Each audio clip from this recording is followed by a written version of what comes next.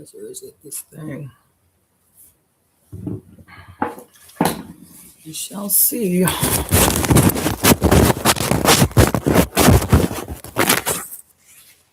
It's just this thing. Just gonna have to do. Okay. Do that there. And that there. Okay. Just gonna have to do.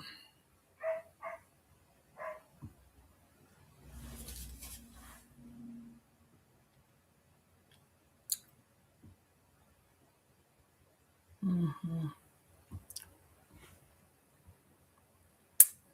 Mm-hmm.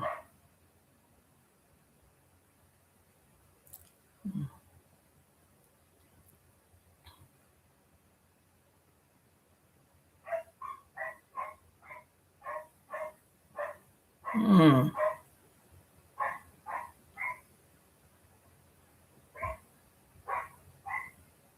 What do you think that the human race should do now to save the planet as far as it's possible?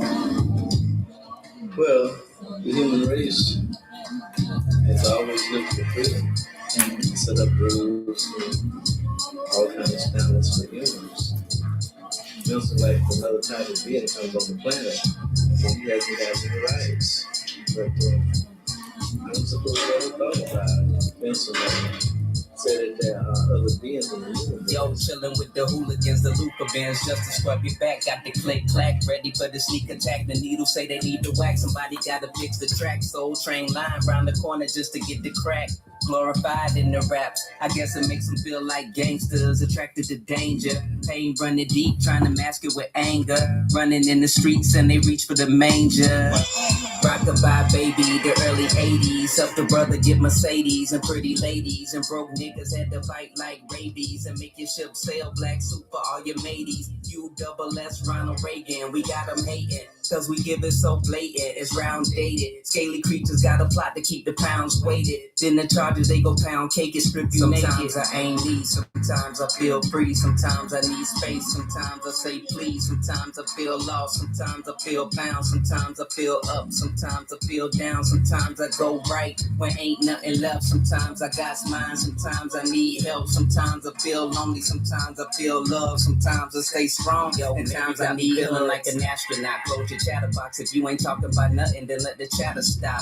Ruffles got them so pissed, we make they bladder pop. Waking up the zombie sleepwalking for a batter rock.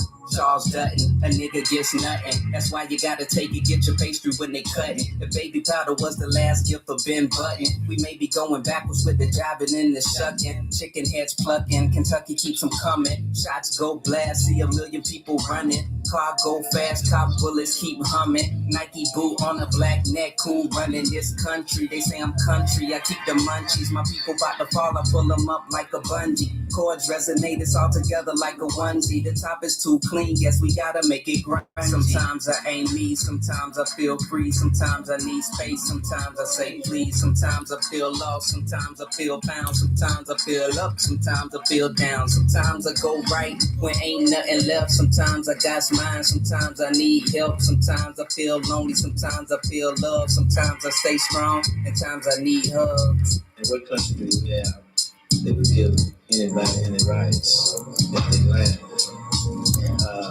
So if they don't have any rights except just man, then that doesn't matter because man is trying to go out in outer space. If he lands on somebody else's planet, he was going to be able to respect him. If someone lands on planet Earth from outer space, what kind of treatment would they get? Because what country do you have that would give them any kind of respect? Protect them. We don't have any country thought about that. But since we're in the space age, it should be thought of.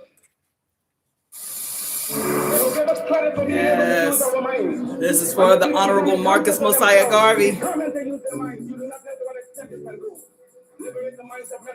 You will liberate the bodies of mind.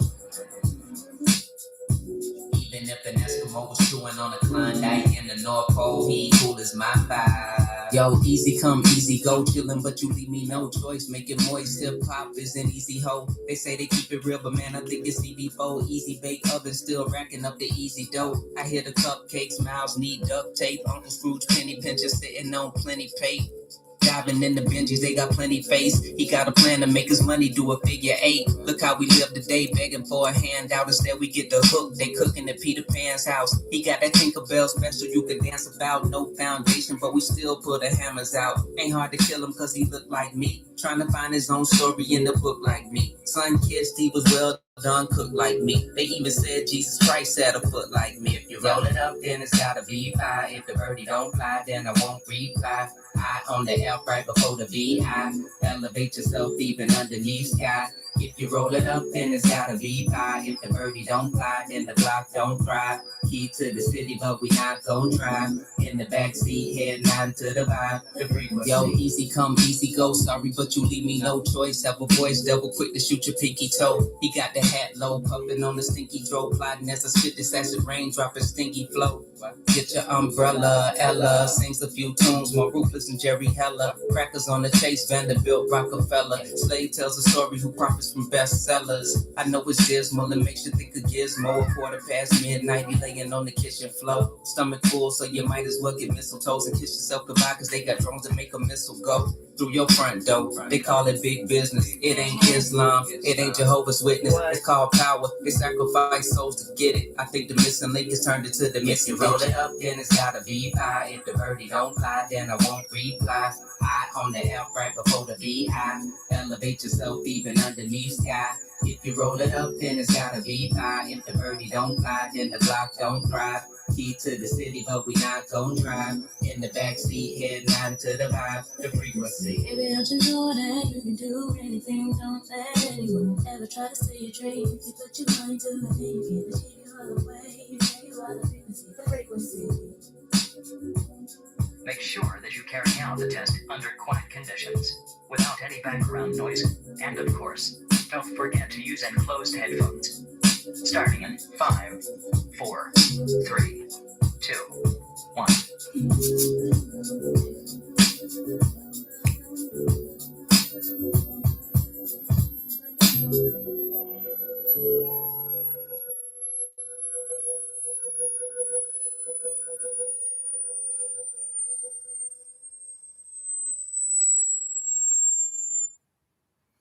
All right. Greetings, everybody. This is Cassandra Faye Floyd, also known as the Daughter of the Fates, founder of the Temple of Evolutionary Emergence, and do something a little different today. So I put the tracks in the name of the tracks in the comment section. You're just gonna have to forgive the setup because the last few lives, the connection from the room I was in is so terrible. It was just choppy as hell. So I'm out in the living room, and this is it. This is the setup, okay? Until I can work some other things out. Anyway, so I'm gonna read a book. I'm gonna start reading a book tonight, but there are a couple of like little introductory things I want to say. First of all, today is August 17th, which some of you may or may not know is the birthday of the Honorable Marcus Mosiah Garvey, who was, for those who don't know, for whatever reason, don't know who Marcus Garvey was or what his significance was. Marcus Garvey was the founder of the UNIA, the Universal Negro Improvement Association, in the year 1914. And, all of our leaders, well, I should open by saying this, all of our leaders, especially those of the Y-bearing chromosome persuasion, we can go back and say they did awesome things, and all of them had flaws. That's just the bottom line, and I will never not say that. They had flaws. Garvey had flaws. But at the end of the day, because I've had people grind me up when I big up Marcus Garvey. I big up Marcus Garvey because to this day, There has not been a single Black-led organization. Not one. Not one. This is 1914. This is no internet. Still had the phones where you had operators in the room. They had to connect your calls to each other. Marcus Garvey, within a year of founding the UNIA, built an organization whose numbers we have not duplicated yet. Everybody could see the vision. Everybody could see the vision crystal clear. He may have been a little flamboyant in terms of his pomp and circumstance, but there was a method to the madness. And at the height of Garvey's organization, it boasted 10 million paid Black members throughout the diaspora. Yep.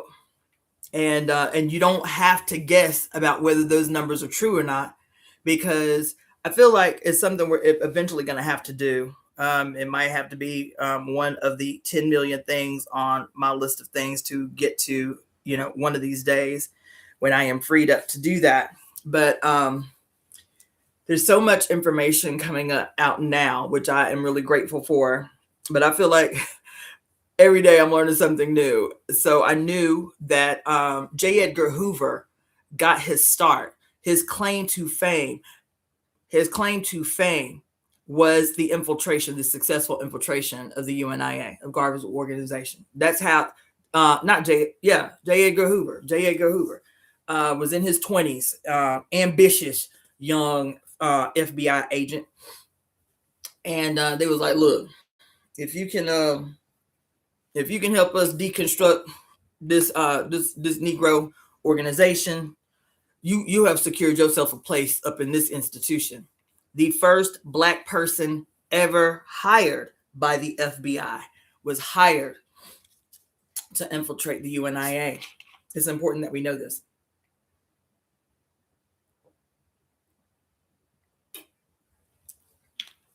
It's important that I'm glad I'm opening this way. It's important that we know this, because we don't rehash these lessons, because we don't teach our young people these lessons. All we do is kind of like glorify. What we do is we have a bad habit. All of us, everybody has a bad habit of like romanticizing our history and not teaching the good, the bad, and the ugly of our history, so we don't repeat errors.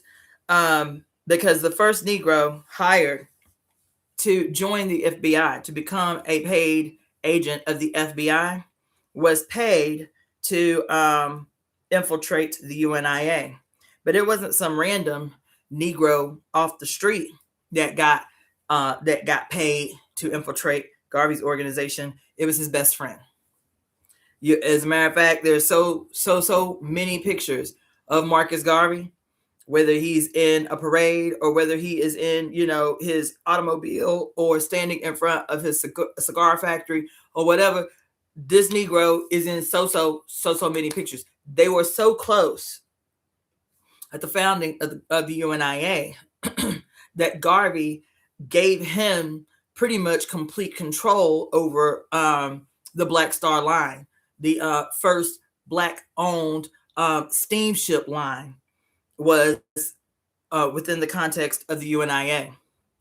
I think it's important to mention Garvey because Garvey came to the United States of America. He was from Jamaica, born and raised in Jamaica. He came to the United States of America not wealthy.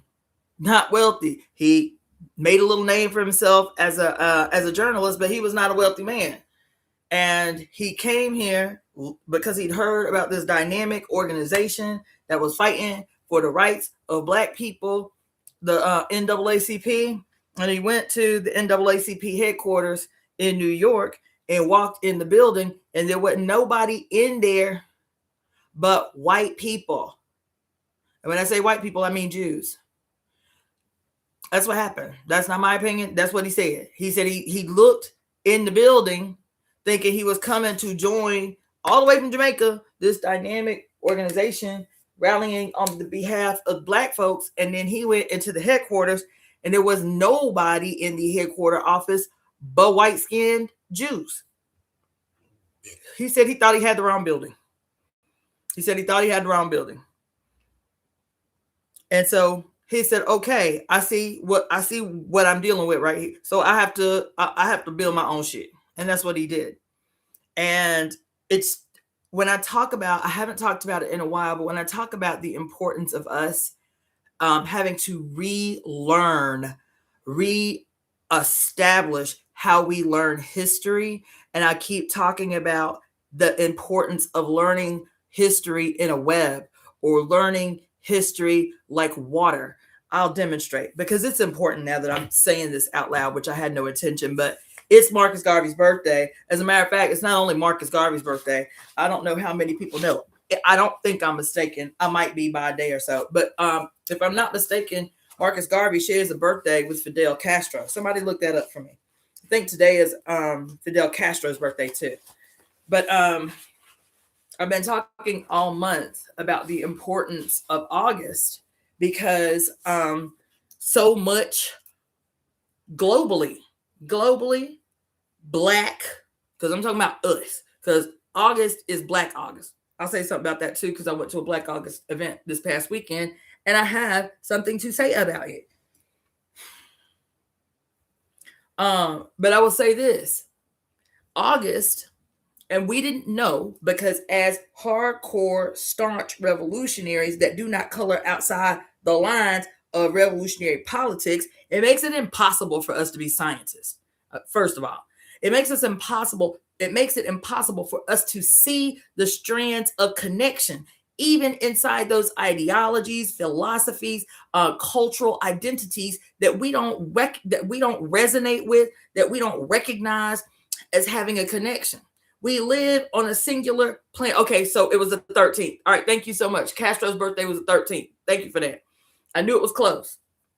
But we still haven't come to understand, none of us, that we live on a singular earth. We live on a singular earth. And not only do we live on a singular earth, I want you to understand me when I'm talking about the importance of relearning how we learn history. We live on a singular earth. Each one of us, every single one of the approximate 8.5 billion of us represent, if you're going to use the web analogy, each one of us represents a singular strand that is necessary in the web. Not only necessary, that strand, depending upon what our worldview is either going to be of benefit to this net that we're trying to create, or it is going to be of a detriment. That's it. There ain't no in between. There is no in between. Either you are going to be a benefit to the whole in your activities, in your daily life, in the things that you do in the world, the impact that you have in the world, whether deliberate impact or whether just your existence in the world and its impact. There is no person on earth that is not having an impact on this singular identity that we have as the inhabitants. We have a singular identity as the inhabitants of the planet Earth. Do you understand? While we each may be peculiar in our expressions of ourselves in the world, we as humans represent a singular identity. You understand? And so whether you see yourself as the one of the strings in the web, or whether you see yourself as one of the stones cast in the still lake, that's always your actions forever reverberating in every 5-dimensional direction, past, present, future, forever and ever. It's important because Garvey, let me talk about Garvey and the web. So say Garvey is the center of this web that I'm talking about right now. And some of the things that I've known about Garvey and the influence and the impact that the UNIA had, I'm like, yeah, that's right. Like I just saw another documentary the other day about Ho Chi Minh, of the victorious people of Vietnam. Ho Chi Minh was in his 20s when he saw Marcus Mosiah Garvey speak in Madison Square Garden in New York City. And he said that was that moment that he saw Garvey speak in Madison Square Garden was the moment that he became a nationalist. The moment, because he had already been in school, he had been traveling the world, he had been there, and to and fro. He had been in China, he had been in Europe. He said it was when he saw Garvey speak in Madison Square Garden that he knew what he had to do as a citizen of Vietnam, what he had to do when he took his ass back home to Vietnam. He's not the only person that said that. I want to talk to y'all about black folks. I might have to change the title because I'm on one. I got chills everywhere. Black people, man. Black people. Our influence has been so consistent and deep and steady. And these motherfuckers have been working 24 hours a day, 7 days a week, 365 days a year. They have not slept because they recognize if they relent a half a second, it's over. If they relent a half a second, because I'm sitting here thinking about Garvey.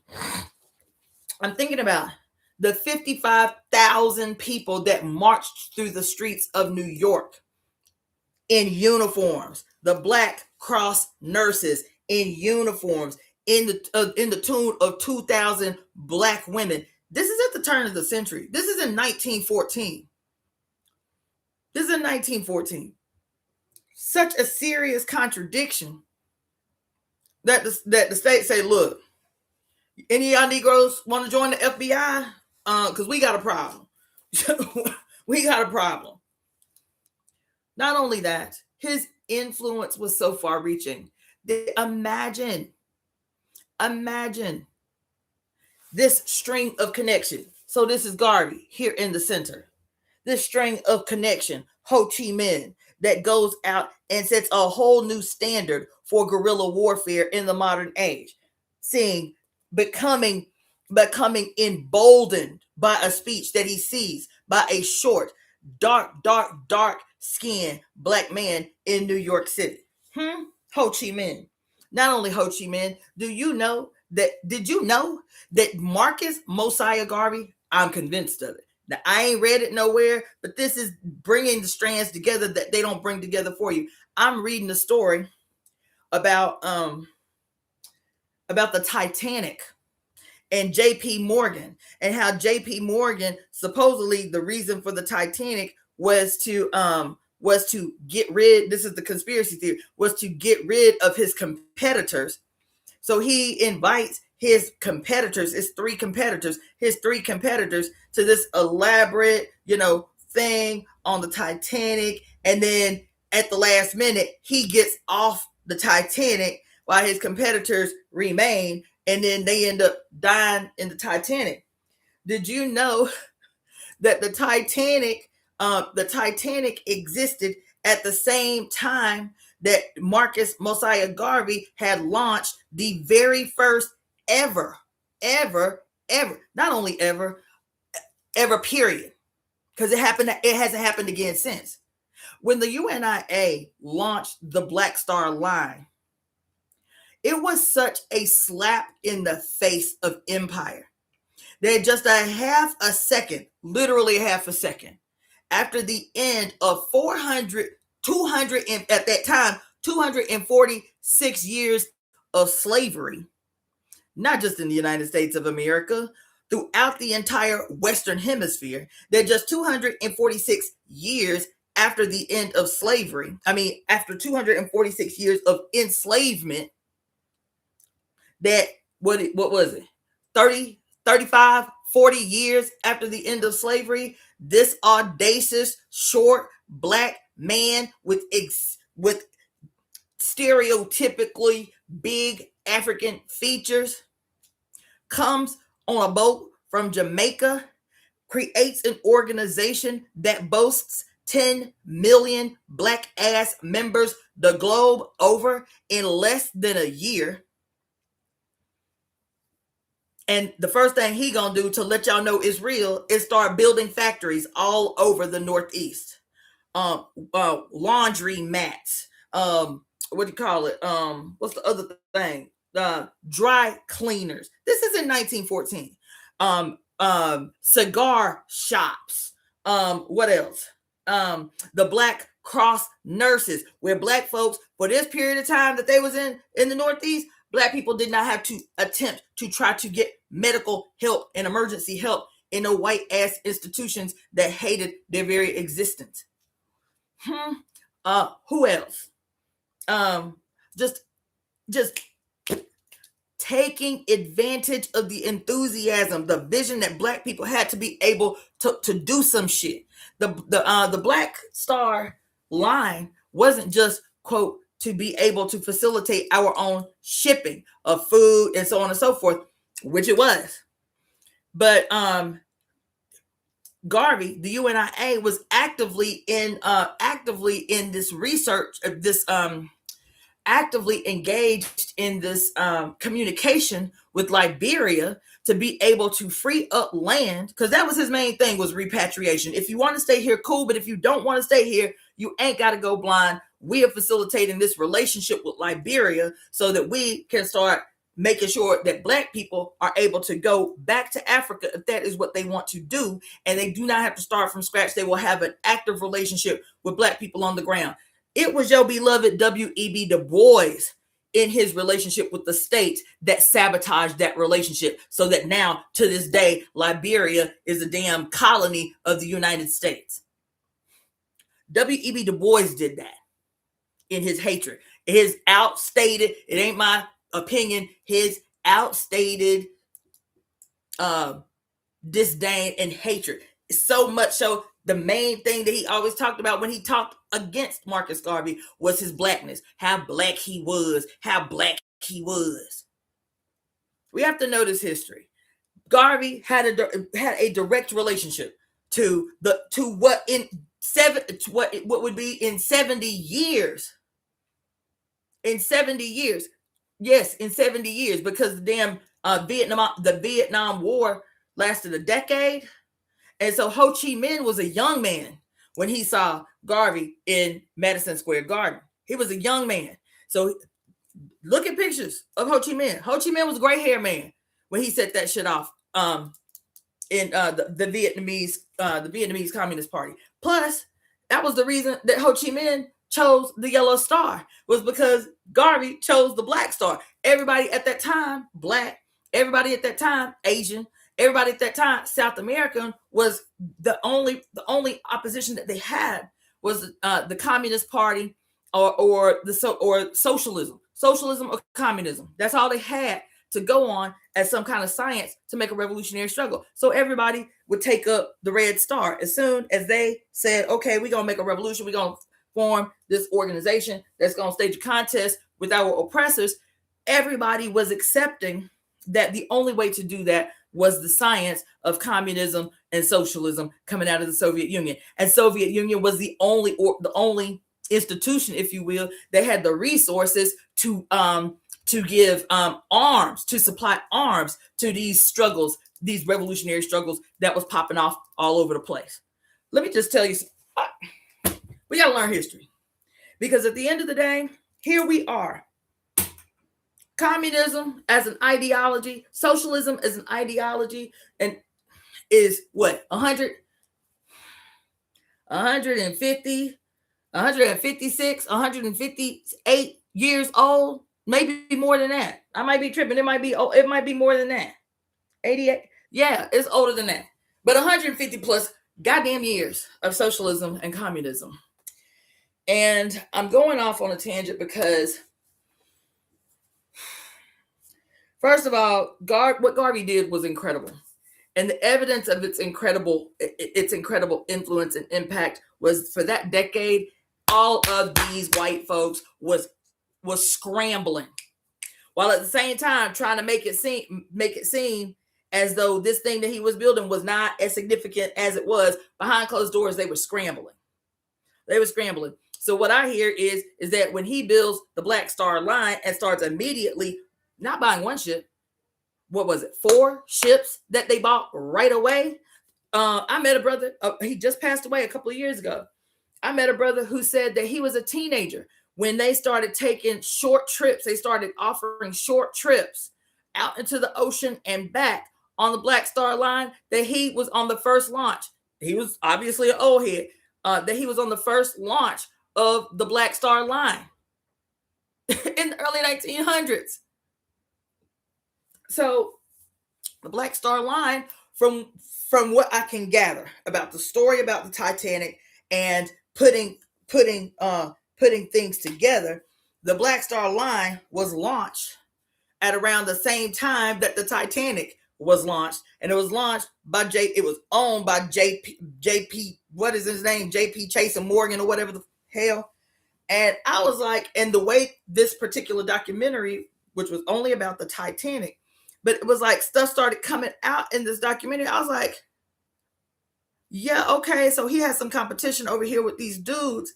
I was like, but there's some things that they're saying. I'm like, this cracker was scurrying because of the implications of an all Black owned steamship line that was contending. What was it contending? Because the Black Star Line was talking about exclusive shipping from Africa between Africans, only Africans, to buy, sell, and trade among Africans across the diaspora. That's what he was talking about. Like, why we don't need nothing from white folks as long as we can facilitate these relationships between us and ours in the Caribbean, between us and ours in South America, between us and ours over here on the continent. There ain't nothing that we need from these motherfuckers. That's what his position was. That's why he started building businesses right away. That's how he was able to get millions of Black people, poor, rural Black people in the South, to buy bonds, buy stock in the Black Star, in the UNIA. People were investing their future on what they could see crystal clear was the potential for the UNIA. And that's what he set out to do.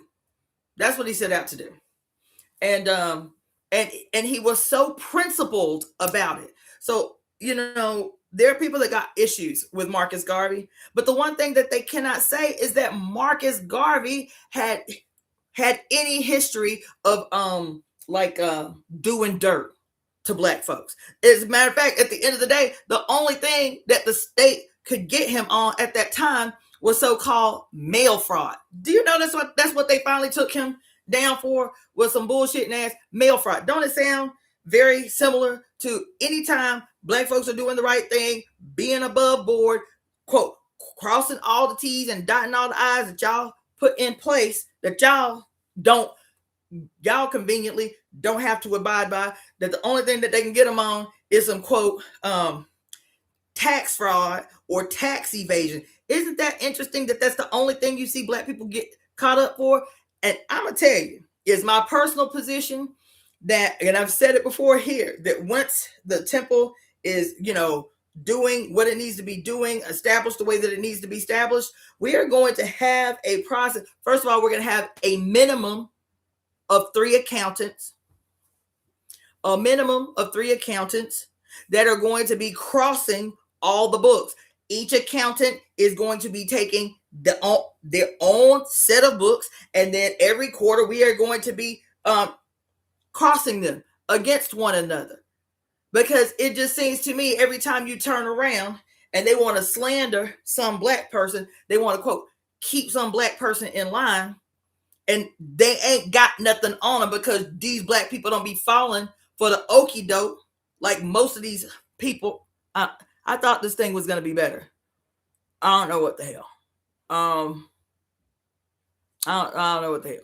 But that's all they can get them on. Well, they didn't pay taxes for a year, so let's see. And probably, that's the other thing. You think about who the accountants are. And everybody is up for the taking. Everybody is up for the taking. So I was like, you know what? I was talking to a homie the other day. I was like, we're going to have to bridge some gaps. We're going to have to start.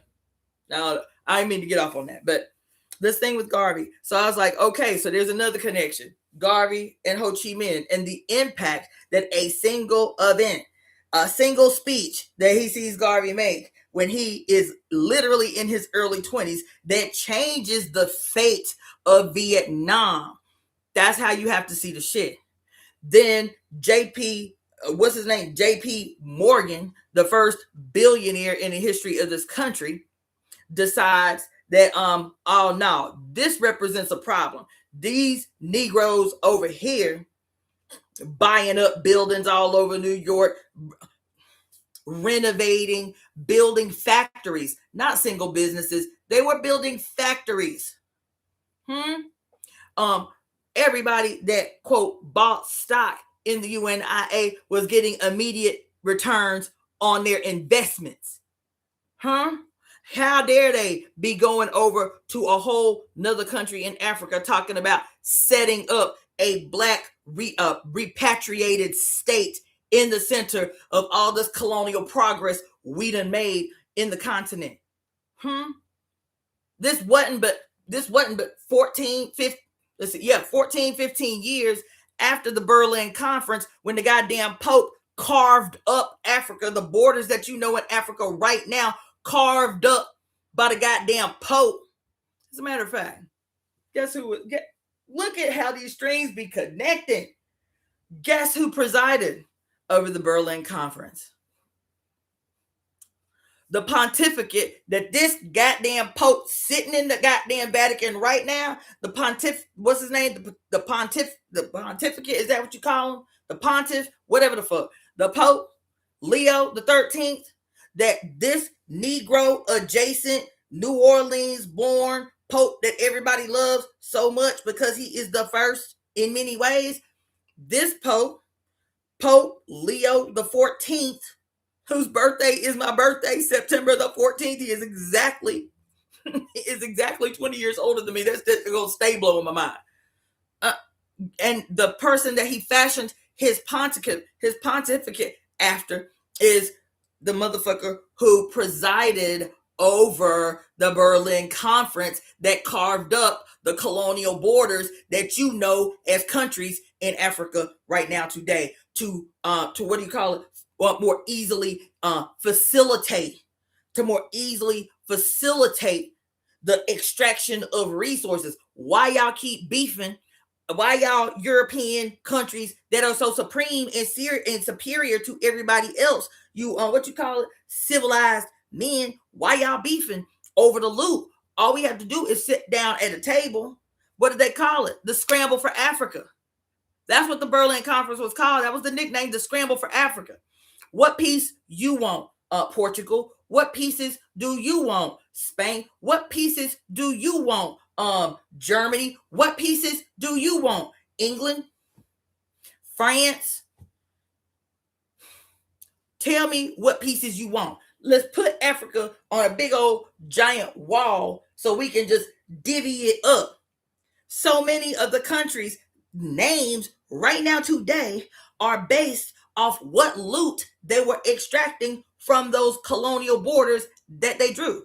Cameroon literally means shrimp because it was the greatest shipping export.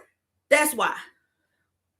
Before it won its liberation under Kwame Nkrumah, Ghana was called the Gold Coast because it was being extracted for gold. What is it? It was called oh my God, what was the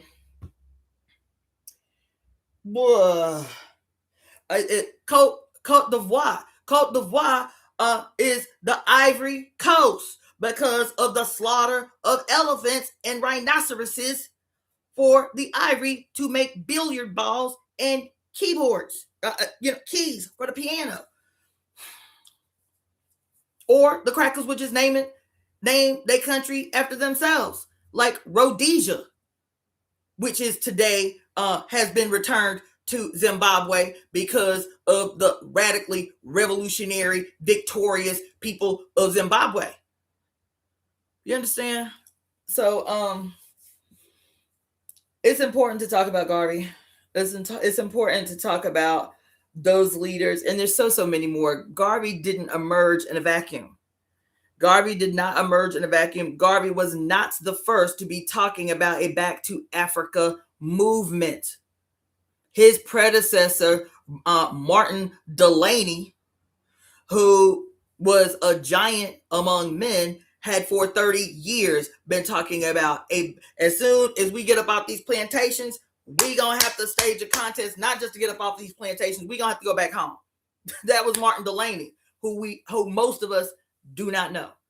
You understand? And these things weren't happening in the vacuum, because people enslaved in in the United States of America were enslaved in the United States of America at the same time that black-skinned people were enslaved in Mexico, that black-skinned people were enslaved in South America, that black-skinned people were enslaved all over the islands of the Western Hemisphere, that black-skinned people who may not identify as Africans were being colonized in the South Pacific Islands, in Hawaii. Black-skinned people. Black skin literally up until just about 80 years ago. You understand? So y'all got to be real. There's a lot happening. There's a lot, because these motherfuckers are in a crisis. Okay? And what they are able to rely on, they are still able to rely on today. That is proximity to whiteness. That was the most strategically beneficial program that they had, was the whitening of the population. What they call the Enlightenment was literal, but y'all don't want to talk about that because y'all think I'm too deep.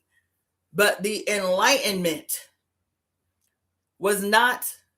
It wasn't what you thought. It really wasn't what you thought. When you see who was involved, when you see what was happening on the ground under the auspice of the Enlightenment, it was the Enlightenment. It was the literal, colonially strategic. It was a political campaign to whiten the indigenous population everywhere they ended up on earth. Because if we cannot subdue them, these dark-skinned people everywhere the hell they are on earth, because everybody on earth was black, bitch. I don't care. Even so-called Chinese people, even so-called Japanese people, even so-called Vietnamese people. Look at pictures of them just 100 years ago. I ain't talking about way back during the age of evolution. I'm talking about photographs that are 100 years old, that are 150 years old. You can find photographs from 1850, from 1830. You understand what I'm saying? And everywhere on earth, even here in the United States of America. I want you to be clear about what I'm saying. I'm saying everybody on earth was black-skinned, even if they did not immediately identify as African descended. Everybody on the earth was black-skinned, dark-skinned, deep red-skinned. And so when y'all, especially here in the United States of America, baby, everything that you say is police shit. it's just police shit. When you talking about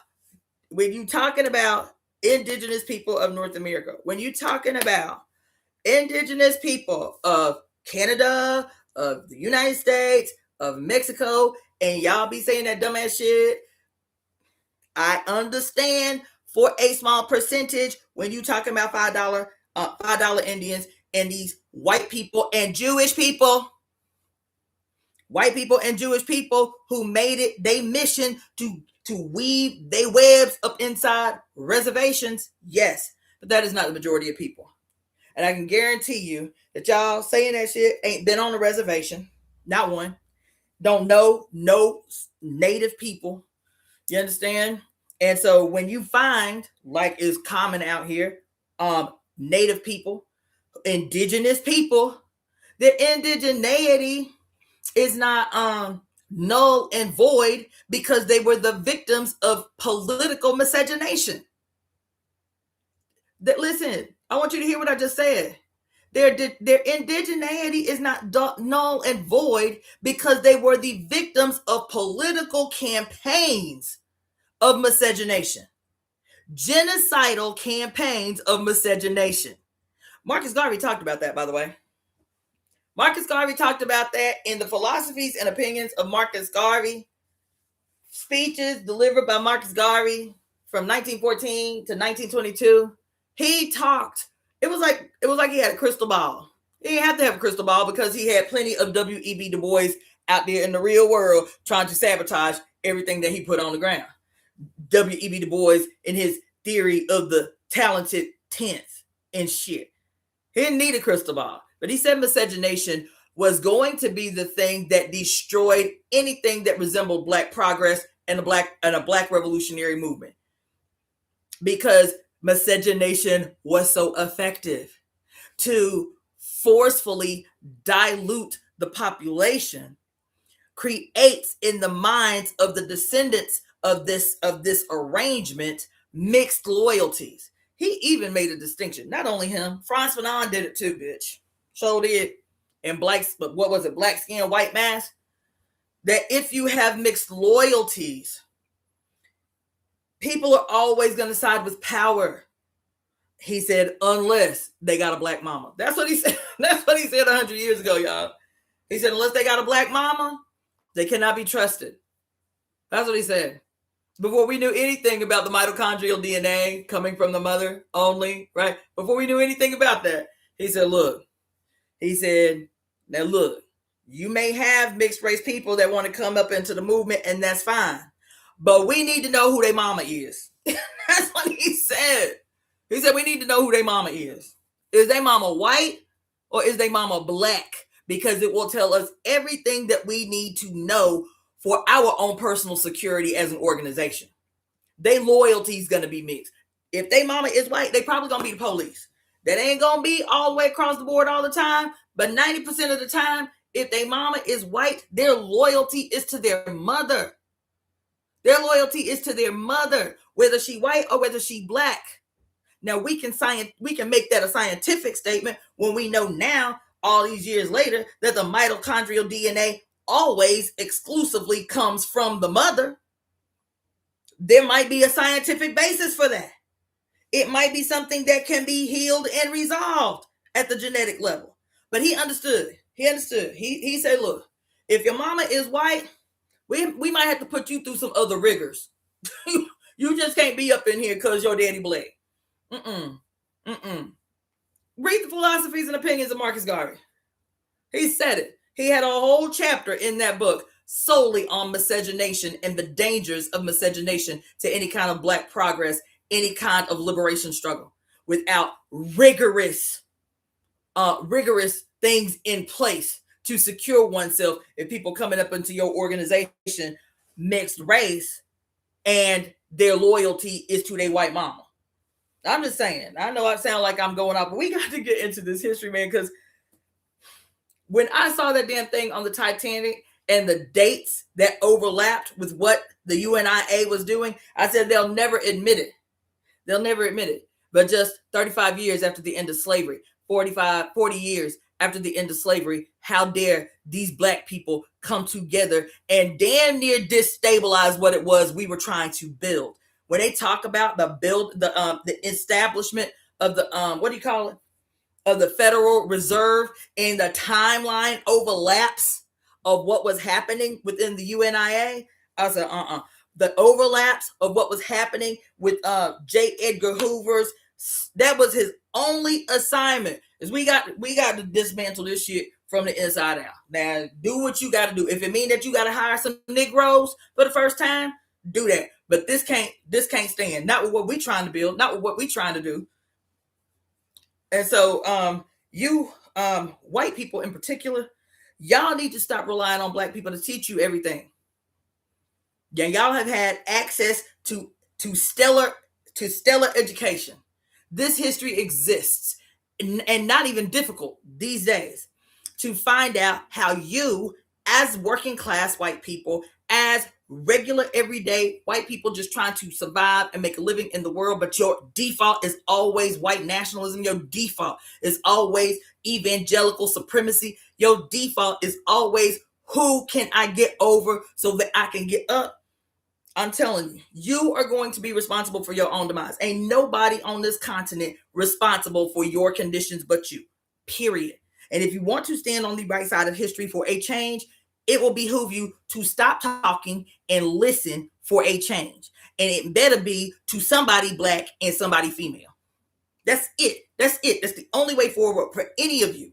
Now, I'm done with that diatribe, but I needed to mention that on Brother Garvey's birthday. And I also need to shout out his mama. I do not know Garvey's mother's name, but we need to shout out Garvey's mother, because it is because of her that we were gifted with somebody as radically forward thinking as Marcus Mosiah Garvey. That's all I got to say about that. But seeing ourselves as this, I just watched a movie today. Remember that movie Wanted with that girl I can't stand, Angelina Jolie, and she is an assassin, and she's teaching this young dude how to be an assassin, and the way that they get the names right. I have been on a wormhole today. The way that they receive the names of who their next target is going to be is that these assassins are a part of a secret society that is thousands of years old, a society of weavers. I know y'all don't remember that. Y'all remember the movie Wanted? Anybody? They are the descendants of a several thousand, I think he said 3,000-year-old secret society of ancient weavers who have taken it upon themselves. Thank you so much. Marcus Mosiah Garvey's mama is named Sarah Jane Richards. Thank you so much. Thank you so much for doing that. So all of us say big ups to and all hail the great mother of Marcus Mosiah Garvey, Sarah Jane Richards. Thank his God, known as Sarah Jane Richards, for saying yes to his life when she could have said no. See how that happens? So anyway, in this movie, they are supposed to be the descendants of this secret society that are these great weavers, right? And so he goes into what appears to be a sweater factory, and all he sees is tons and tons of looms. And then when he finally reaches the benchmark and they say, you'll never see this room again, and they show him, this is how we get. This is divination. This is how we receive the names of our next target. And we don't know where the names come from. All we do is comply to what comes through the loom. Are y'all hearing me right now? All we do is comply to what comes through the loom. But it is a series of ones and zeros that come through the weaving in the loom that tells us who our next target is. And the reason that we have these targets that we must go and assassinate is because this is how, what did he say? This is how the tapestry of the earth is harmonized. That's what he said. But we ain't got no assassins. You feel what I'm saying? We ain't got, right now, we have not trained no harmonizers. We haven't trained no furies. You hear what I'm saying? We haven't trained no furies. So you got a movie where some gray-haired Negro that is the keeper of the secrets of this ancient secret society of male weavers and can't figure out why we still in the quagmire that we are in. I can still be revolutionary enough, gangster enough to big up the males who, contrary to the ease with which they could be diabolical, chose to do the right thing, chose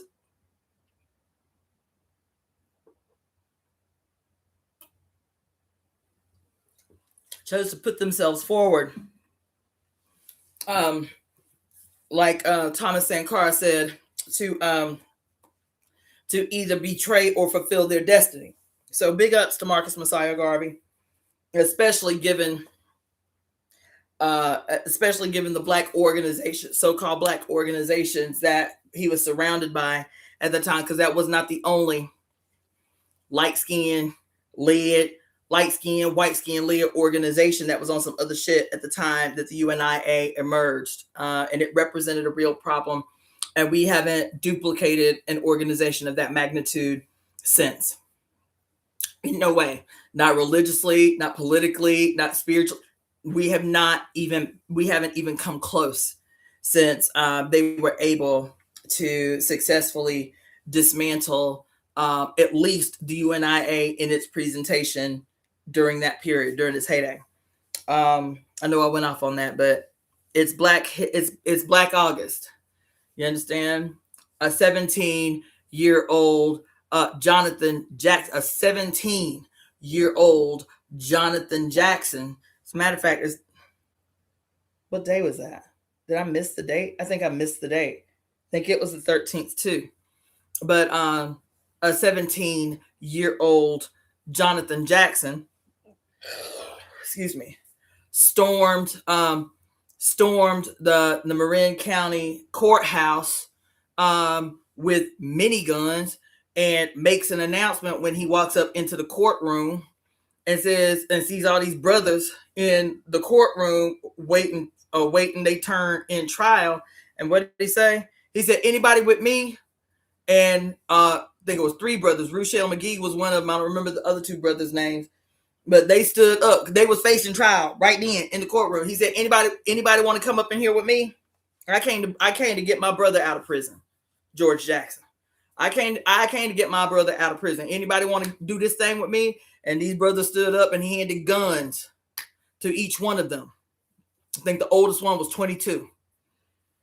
And they took a bailiff and what's the stenographer and a judge hostage and said, y'all got until, I think it was like 3 o'clock in the afternoon. Y'all got till 3 o'clock in the afternoon to let my brother go, George Jackson. And because the state can never afford to see any kind of rebellious revolutionary action be successful, that when 17-year-old Jonathan Jackson successfully took hostage the judge, the stenographer, the bailiff, and somebody else, and got in their van, the cops were ordered to kill everybody in the van. We can't let them Negroes get away. And so the cops killed the judge, the stenographer, and the bailiff to make sure that them 3 brothers did not get away. 17-year-old Jonathan Jackson. Young Bobby Hutton was 16 years old when he was killed by the police member of the Black Panther Party.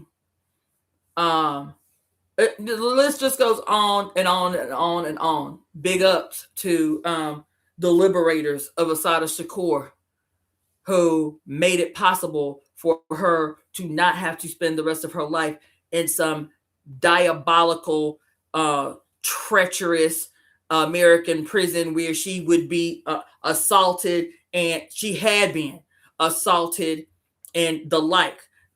Big ups to whoever it was. We don't know who it was, but big ups to whoever it was that broke her out of prison and made it possible for her to secure herself some decent semblance of a life in Cuba, protected by the Cuban government until she transitioned last December. You have to know these histories, because they'll have you convinced that you ain't never did shit, that you don't have a revolutionary bone in your body, that ain't none of y'all got no gangster. You understand? Big ups to Fannie Lou Hamer, God among ants that she was. These diabolical bastards stole her reproductive organs when she was a teenager. These diabolical bastards stole her reproductive organs when she was a teenager. She did not know that she could not have children until she got married. These bastards. You understand? I'm trying to call up y'all rage. That's all I give a fuck. I want to call up your rage. I want to call up your rage. It doesn't mean that you have to be led all day, every day by your rage. That's not what I'm saying. It doesn't mean that you have to feel guilty about having happy moments and happy times and, you know, hugging and loving your people in. That's not what I'm saying, because we need that. We need that. We need that. Because they hate that. More than our rage, you know what they hate? And y'all say it all the time. Well, crackers cannot stand black joy. Their spirits are harassed by any single tiny minuscule splinter of us expressing joy, happiness, excitement. That's the only thing that's gonna purge their demons.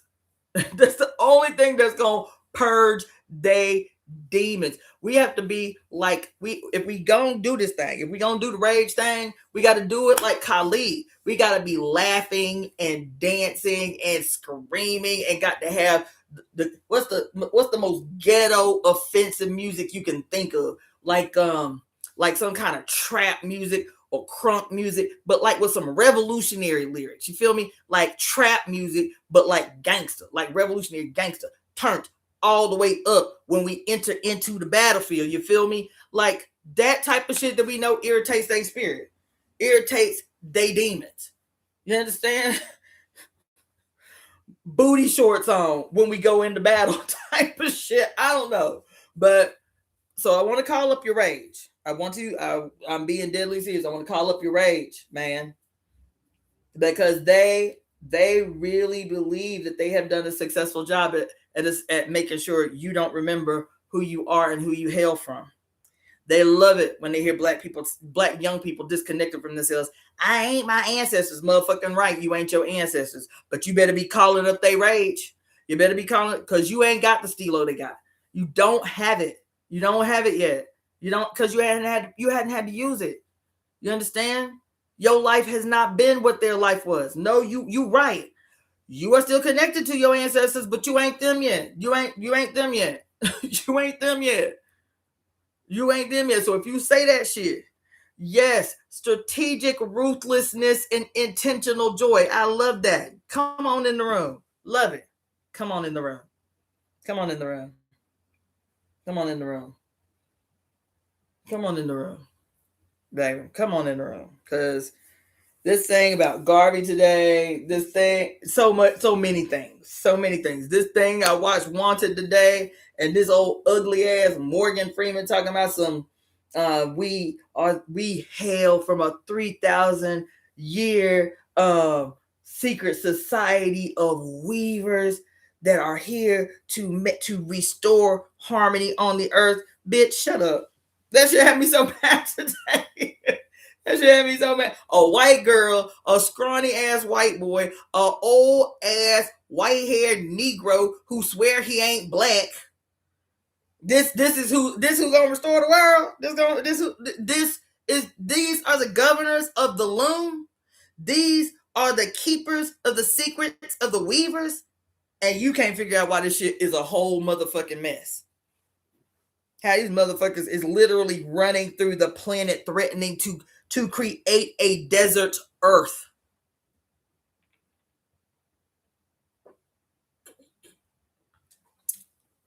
Speaking of which, I'm on this project right now because we've been talking all month about soap depth, about the Sirius, the dog star, and the significance. Y'all just gonna have to bear with me. This is me being comfortable. I've been doing a lot today. But anyway, did y'all know? I have to tell y'all this because we'd spent a lot of time, even while I was in the height of being kicked out of my house, about this, what you call it? Because we have another eclipse coming up. So the eclipse, the 8/8 portal, the Lionsgate portal. We spent a lot of time talking about the significance of the lion, where we are in the universe, time-wise, where we are in the universe. And so something struck me the other day. I was like, fuck. We're talking about how so depth, as Sirius, the dog star Sirius, and how she represented the first day of the Kemetic New Year, because this is the 8-8 portal, is because the dog star was so significant in the Kemetic calendar, the Egyptian calendar, because it alerted the beginning of the 3-phase flooding of the Nile. The flooding of the Nile, the inundation of the Nile, and the emergence. I was like, oh shit, okay. So I've been reading about that, and I was like, oh shit, I guess I should find out, does the flooding even still happen? For thousands and thousands, since the pre-dynastic period, for thousands of years, the flooding of the Nile was what signaled them that, one, it's our new year. Two, we need to be celebrating, because the next 2 months leading up to the harvest, we got to be getting ready because our harvest is going to happen, this and that, and this and that. Child, do you know that in the year 1986, because of the male manipulation of the land, that like 1986 was the last time the Nile flooded? Did you know that? I was disgusted. Did you know that the last time, after the deification of this river that has an impact on 8 other countries, the Nile leading up to the delta that looks like the lotus flower at what we perceive as the top of Africa, that is considered the southernmost region of the river. The river stopped. I didn't know this until today, y'all. I was up in here. Baby, we got to know history. What we don't know is burying us. Did you know that the beginning, the origin of the Nile River, where it originates from, is from the mountains of the moon in Uganda? Did you know that? Do y'all remember a song I played for y'all last week called "The Mountains of the Moon" by United Front? Do y'all remember that song? Let me play this song, because I was up in here tripping when they were talking about the political history of the Nile. This Coptic Arab Egyptian Nasir, what's his name? Nasir, that was responsible for the final damming up of the Nile River and the flooding of the Nubian Empire. Talking about how famous people all over the globe, including UNESCO was trying to save all of the monuments from the Nubian Empire. Do you know who the Nubians were? The Nubians were Kantake. Was Queen Candace, who had beat the Greeks and beat the Romans. She's the one that we learned about, that her eye she had been stabbed in the goddamn eyeball while she was in battle, and took her goddamn shirt off and tied her goddamn shirt around her eyeball and picked up her sword and kept fighting to beat the goddamn Romans, who thought that because it was a bunch of women that ruled in Nubia, that it was going to be easy pickings. These dark-skinned, big booty black women. And that's not my opinion. When you look on what remains of the pyramidal structures and the temple structures in Nubia, all the women that you see got big old booties. Warriors. Big, look like your grandmama, look like your big mama. Warriors that was able to beat back all these men that thought this was going to be easy pickings, because they still had matriarchal rulership in society in Nubia. This motherfucker that I had been taught as a revolutionary to big up, Nasir, the president in Egypt at the time, in the 60s and up through the 80s. Nasir. They named the lake that they flooded Nubia with after him. It's called Lake Nasir, after this good-looking ass, slick-talking ass, dark-skinned Arab ass Coptic Egyptian We don't know because we don't know how to study history. So we think because he has partnered with the USSR, right, during this period where all these African countries are fighting for their independence, and he seems to be one of them Arabs, you feel me, that on black people's side. Meanwhile, we don't see it as some people may have, but we don't see it as suspicious that this motherfucker, despite all these people rallying against it, that in order to dam the Nile, they had to be able to build this lake that could handle the backwater or whatever. And so they decided that they were going to construct the lake. Do you know that right now today, Lake Nasser, they say that if you wanted to, you could dive in Lake Nasser and see all of these temples, buildings, statues. I'm talking about massive statues, like in Egypt itself. Massive statues of obviously black people,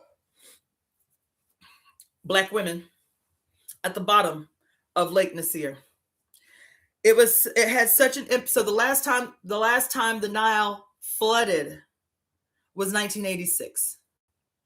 And the reason that I'm having a moment about it is because I immediately thought about this video I showed you guys about this girl in India who was talking about how she was talking about her rage about Indian religion, Hindu religion, and how these people just go through the motions, but their motions don't have an impact on the world around them. So she talked about the most sacred rivers in India and how the rivers were so sacred they were deified. And I was like, oh my God, yes. All of these rivers were deified. The rivers were the personification of gods because of the impact that they had on the environment around them. And she was saying that the most polluted rivers in India are the rivers that were personified as sacred goddesses. I said, oh my God, yes. So for millennia, for 33 dynasties and the pre-dynastic period of Egypt, the Nile had been the personification of the serpent goddess.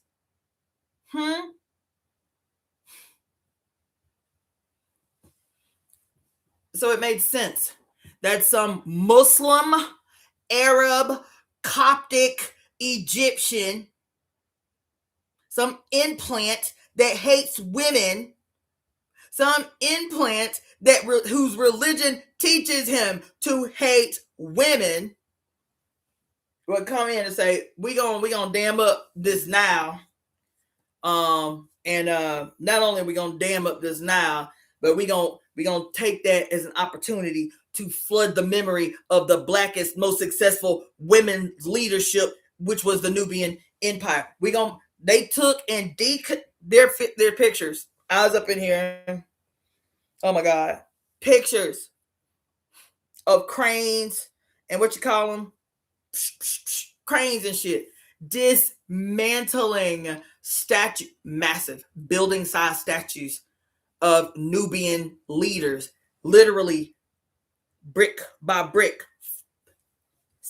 like cranes removing their faces, reassembling the goddamn statues on other sides of the river because they're gonna flood the goddamn what we can't dismantle and reassemble somewhere else. So they dismantle and reassemble some of the temples. Can you imagine the audacity? The guy, imagine somebody coming into the United States of America. Imagine some Arab billionaire, some Arab mogul saying, you know what? I'm gonna buy this building over here in New York. I like this land. I like the building. I like the building, but I don't like it where it is. So I'm gonna buy the Empire State Building. You feel me? But what I'm gonna do is I'm just gonna deconstruct it piece by piece and just move it several blocks down the motherfucking road. Insane. You would be like, what's wrong with your head? You would think they was crazy. But when it comes to that which we own, when it comes to that which is ours, when it comes to that is our history, anybody can slide in and do what they see fit. And so the ecology of Egypt has radically changed since the construction of that dam and the flooding of the Nubian Valley. The river begins in the mountains of the moon, right?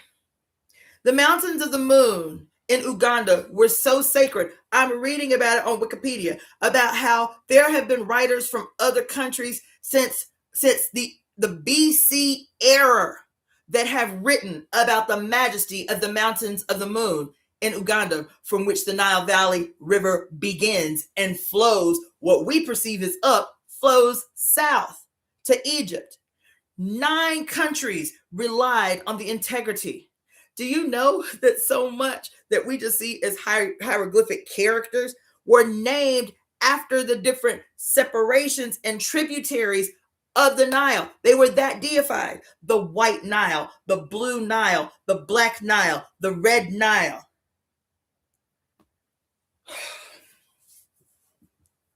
I started thinking about water. I've been thinking about water for a long time. I've been telling y'all, everything that we do from now on has to be water rituals, earth rituals, water, earth, and blood. Water, earth, and blood rituals. And I'm not talking about no animals. Stop killing animals for ritual sacrifice. Somebody about to be mad. Stop killing animals for ritual sacrifice. If you have a uterus, you have all of the sacrificial blood that you need. And it is the healing blood. It's going to be the blood that's going to heal the earth. It's going to heal the water and all that shit. Stop sacrificing animals. If you're a man, then you need to be in proximity to some bleeding person so that you can take advantage through pouring into this person that's bleeding, pouring into this person that's bleeding, so that when she makes her offering, she's made her offering on your behalf, bitch. We have to change the culture. Every aspect of it. I've been reading about Ifa all day. That might have to be a story for another day. I have been reading about the tradition that I was a devotee of all day. I was a devotee of Ifa for 15 years. Y'all gonna see me eat and all these things, okay? Because my brain, I haven't slept since day before yesterday. I was up all night. Brain just swelled. I love this shit. I want to tell y'all, I love this shit. You know, when they talk about what is one thing that you can do and you can do it for hours and hours and hours, and it's like time stands still. I love knowing. I love studying. I'm sitting here last night. I got a documentary playing on the TV. I've got a music, like revolutionary music playing on my phone low while I'm reading. It took me 3 hours just to close enough tabs to do this live. I'm not joking. It took me 3 hours to close enough tabs, and I still got about 20 tabs open to close enough tabs to do this live. I love this shit. I love this shit. I love this shit. All night I kept saying, I gotta go to sleep. I gotta go to sleep. Oh, but goddamn, I didn't even know this. I love this shit. I love studying. I love seeing. I love knowing what these motherfuckers have hidden from us and thought they was gonna get away with. I love shining the light on that shit, man. I love it. I love it. I don't even feel tired. I'm like, this shit is awesome. Anyway, I was reading about Ifa last night.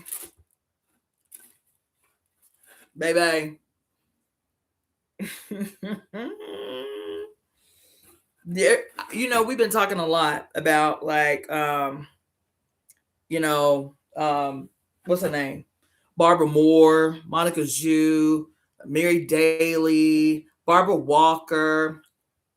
And why is it that these white female feminist historians don't have a lot of information in these very, very well researched books about Black history, Black goddesses, Black spirituality, other than Egypt? That's everybody's default is Egypt, right?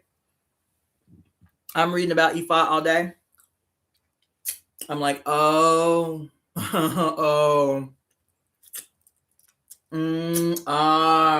not just Ifa.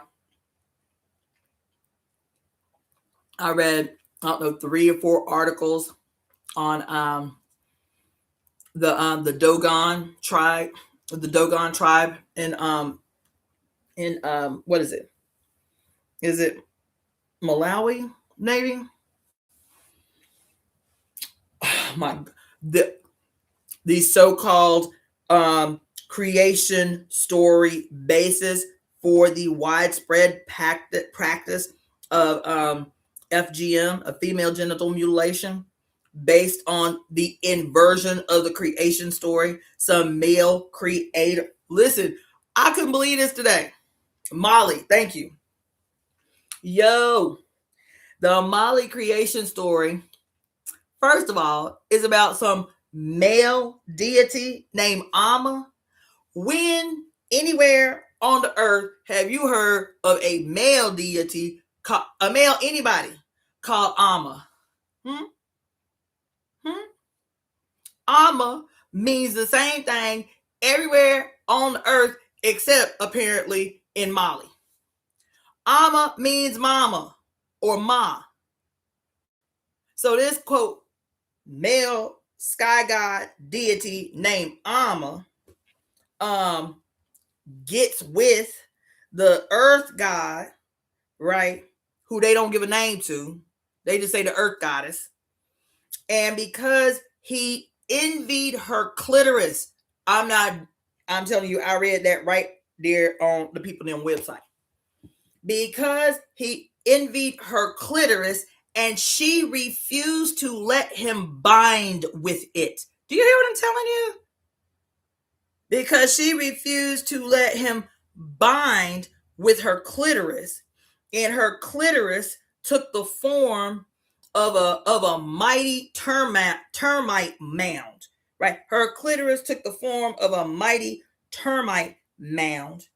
And because she refused to let him bond with or connect with her clitoris, he destroyed the mound, the termite mound, which was like the symbolic evidence of the power of her clitoris.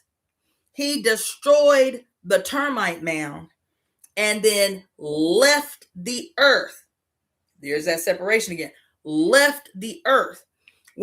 After he destroyed the mound and left the earth, this was the symbolic basis for the necessity of prepubescent female genital mutilation.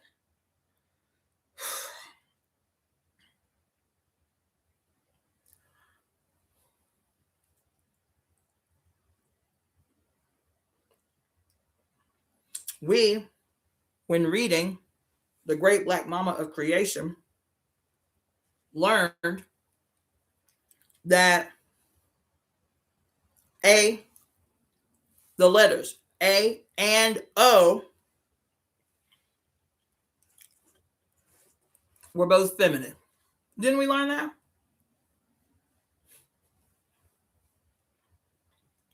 I am the Alpha and the Omega. Didn't we learn that in that book? With all the historical evidence prior to the Romantic languages, right? Latin and the subsequent Romantic languages, that both A and O were feminine. So how I am reading about Ifa all day, and every single solitary one of the male deities' names begin with O, even though they have very, very, very interesting borderline and sometimes not borderline, sometimes overt female characteristics.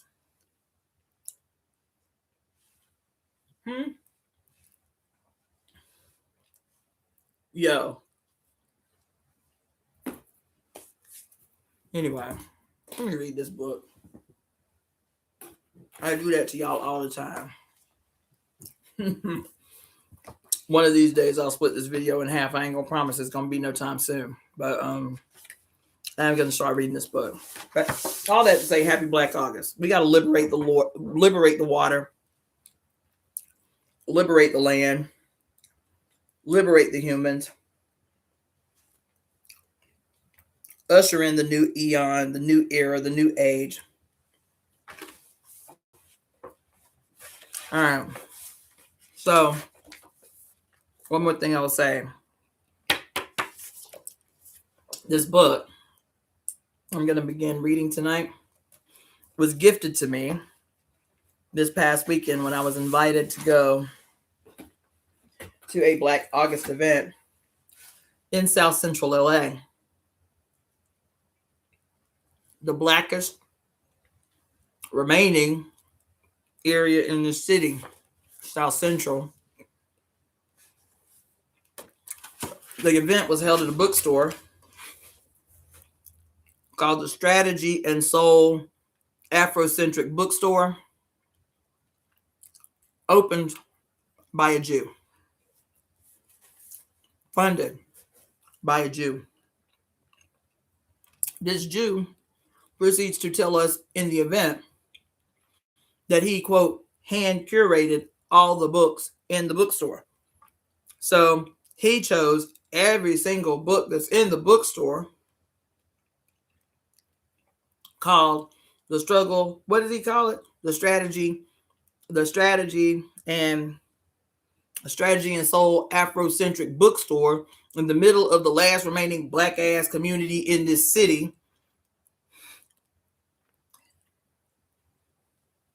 And some Jew who owns it, funds it, leads it. Black August event. He and some, I don't know if she's Jewish. I don't know what she was. When she wasn't black. He opens the event, the Black August event. She moderates the event, the whole Black August event. And even though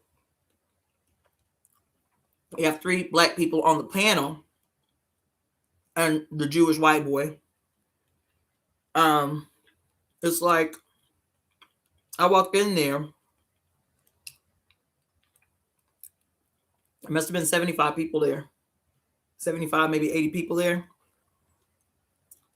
I can count on 2 hands how many black folks was in the room.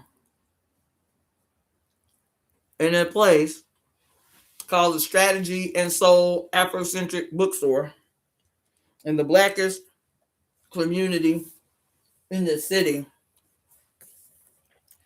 owned and run by a Jew.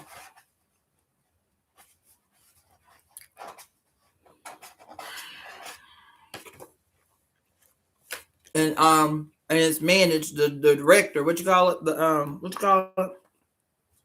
the director of programming is the Mexican woman who gave you this book, The Caliban and the Rich. It's something I've been wanting for a long time because it's something that hasn't been, I've talked about it, but still the subtitle is Women, the Body, and Primitive Accumulation. This whole idea of the Inquisition being an underrepresented event that contributed to what Karl Marx called the primitive accumulation of capital that gave birth to capitalism as we know it, and how the witch trials, 700 years of Inquisition, is not ever really significantly or sufficiently represented in the primitive accumulation. The obvious prongs of primitive accumulation is African enslavement and the genocide and theft of lands in the Western Hemisphere, but that still had a predecessor, which was 781 years of Inquisition in Europe and the theft of resources of women. So I was excited when I was gifted this book, but I still had to preface. Somebody says, here, it's a great book. Says she's been reading it for a while. I was excited for the gift, but I was really disturbed by what was being presented as a Black August event. That's all I'm gonna say about that. I know that we need to be doing some whatever. That's all I got to say about that. Let's see what the back says. Caliban and the Witch is a history of the body in the transition to capitalism, moving from peasant revolts of the late Middle Ages to the witch hunts and the rise of mechanical philosophy. Federici investigates the capitalist rationalization of social reproduction. She shows how the battle against the rebel body and the conflict between body and mind are essential conditions for the development of labor power and self-ownership, two central principles of modern social organization. In the neoliberal era of postmodernism, the proletariat is whited out from the pages of history. Silvia Federici recovers its historical substance by telling its story, starting at the beginning with the throes of its birth. This is a book of remembrance of a trauma burned into the body of women, which left a scar on humanity's memory as deep and painful as those caused by famine, slaughter, and enslavement. Federici shows that the birth of the proletariat required a war against women, inaugurating a new sexual pact and a new patriarchal era, the patriarchy of the wage, firmly rooted in the history of the persecution of the witches and the disciplining of the body. Her arguments explain why the subjugation of women was as crucial for the formation of the world proletariat as the enclosures of the land, the conquest and the colonization of the New World, and the slave trade. Documenting the horrors of the state terror against women, Federici has written a book truly of our times, neither compromising nor condescending. Caliban and the Witch expresses an unfailing generosity of spirit and the dignity of a planetary scholar. It is both a passionate work of memory recovered and a hammer of humanity's agenda. Okay, let's see.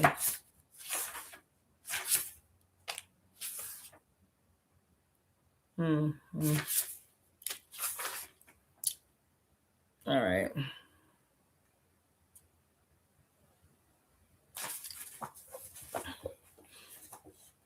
Caliban and the Witch presents the main themes of a research project on women in the transition from feudalism to capitalism that I began in the mid-1970s in collaboration with an Italian feminist, Leopoldina Fortunati. That's a hell of a name, Leopoldina Fortunati. Its first results appeared in a book that we published in Italy in 1984 called Al Grande Calvino, Storial del Corpo Social Ribelle nella prima fase del Capitale, in Milan, let's see, Franco Angele. And then the next one was The Great Caliban, the history of the rebel body in the first phase of capitalism. My interest in this research was originally motivated by the debates that accompanied the development of the feminist movement in the United States concerning the roots of women's oppression and the political strategies which the movement should adopt in the struggle for women's liberation. At the time, the leading theoretical and political perspectives from which the reality of sexual discrimination was analyzed were those proposed by the two main branches of the women's movement, the radical feminists and the socialist feminists. In my view, however, neither provided a satisfactory explanation of the roots of the social and economic exploitation of women. I objected to the radical feminists because of their tendency to account for sexual discrimination and patriarchal rule on the basis of transhistorical cultural structures, presumably operating independently of relations of production and class. Socialist feminists, by contrast, recognized that the history of women cannot be separated from the history of specific systems of exploitation, and in their analysis, gave priority to women as workers in capitalist society. But the limit of their position, and my understanding of it at the time, was that it failed to acknowledge the sphere of reproduction as a source of value creation and exploitation, and thus traced the roots of the power differential between women and men to women's exclusion from capitalist development, a stand which again compelled us to rely on cultural schemes to account for the survival of sexism within the universe of capitalist relations. It was in this context that the idea of tracing the history of women in the transition from feudalism to capitalism took form. The thesis, which inspired this research, was first articulated by Maria Rosa Dalla Costa and Selma James, as well as other activists in the wages for housework movement, in a set of documents that in the 1970s were very controversial, but eventually reshaped the discourse on women, reproduction, and capitalism. The most influential among them were Maria Rosa Dalla Costa's Women and the Subversion of the Community in 1971, and Selma James's Sex, Race, and Class in 1975. Against the Marxist orthodoxy, which explained women's oppression as subordination to men as, against Marxist orthodoxy, which explained women's oppression and subordination to men as a residuum of feudal relations, Dalla Costa and James argued that the exploitation of women has played a central function in the process of capitalist accumulation, insofar as women have been the producers and reproducers of most of the essential capitalist commodity, labor power. As Dalla Costa put it, women's unpaid labor in the home has been the pillar upon which the exploitation of the waged workers, wage slavery, has been built, and the secret of its productivity, 1972. Thus, the power differential between women and men in capitalist society cannot be attributed to the irrelevance of housework for capitalist accumulation, an irrelevance belied by the strict rules that have governed women's lives, nor to the survival of timeless cultural schemes. Rather, it should be interpreted as the effect of a social system of production that does not recognize the production and reproduction of the worker as a social economic activity and a source of capital accumulation, but mystifies it instead as a natural resource or a personal service while profiting from the wageless condition of the labor involved. Come on in the goddamn room. Woo! Woo! Hold on.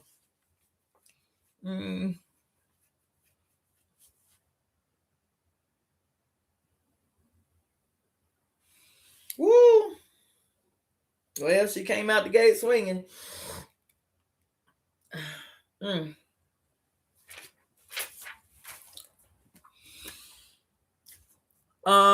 Let's see.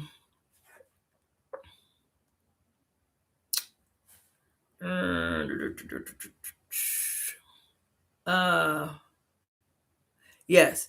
By rooting the exploitation of women in capitalist society and the sexual division of labor and women's unpaid work, Dalla Costa and James showed the possibility of transcending the dichotomy between patriarchy and class and gave patriarchy a specific historical content. They also opened the way for a reinterpretation of the history of capitalism and class struggle from a feminist viewpoint. It was in this spirit that Leopoldina Fortunati and I began to study what can only be euphemistically described as the transition to capitalism, and began to search for a history that we had not been taught in school, but proved to be decisive for our education. This history not only offered a theoretical understanding of the genesis of housework in its main structural components, the separation of production from reproduction, the specifically capitalist use of the wage to command the labor of the unwaged, and the devaluation of women's social position with the advent of capitalism. It also provided a genealogy of modern concepts of femininity and masculinity that challenged the postmodern assumption of an almost ontological predisposition in, quote, Western culture to capture gender through binary oppositions. Oh, sexual hierarchies we find are always at the service of a project of domination that can sustain itself only by dividing on a continuously renewed basis those it intends to rule. Oh my gosh. What year was this book written? God damn it. Hey. Um,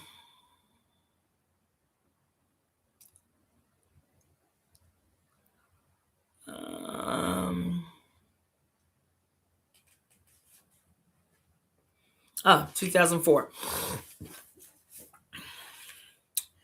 The book that resulted from this research, A Grande Calvino, Storia del Corpo Social Ribelle nella prima fase del Capitale in 1984. Okay, that was the first book, 1984, was an attempt to rethink Marx's analysis of primitive accumulation from a feminist viewpoint. But in this process, the received Marxian categories proved inadequate. Come on. Among the casualties was the Marxian identification of capitalism with the advent of wage labor and the quote free laborer, which contributes to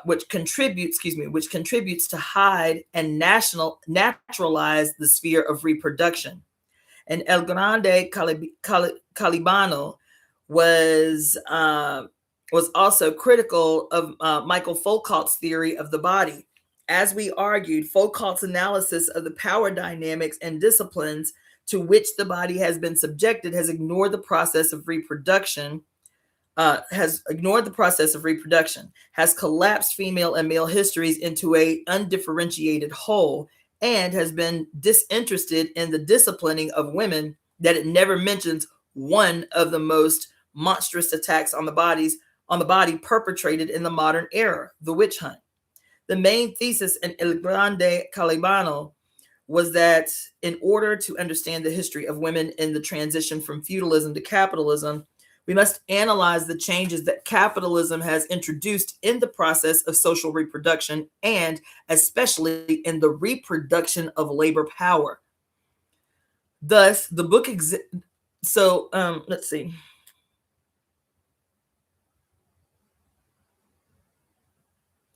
Ooh, listen. Angel Mama says, literally, I watched King Arthur, and the woman is referred to as a lawful spoil of war that any man may have.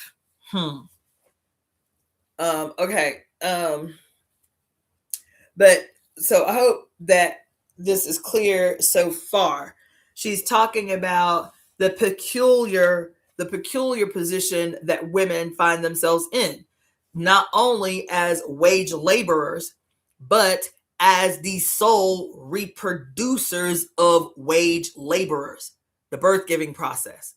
So not only do you create wealth through your reproduction of wage laborers, you too are a wage laborer that is not getting paid a wage.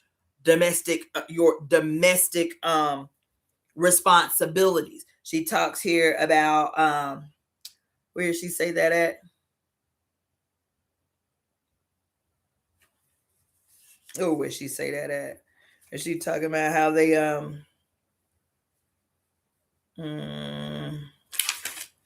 I can already see I should have came up in here with my highlighter.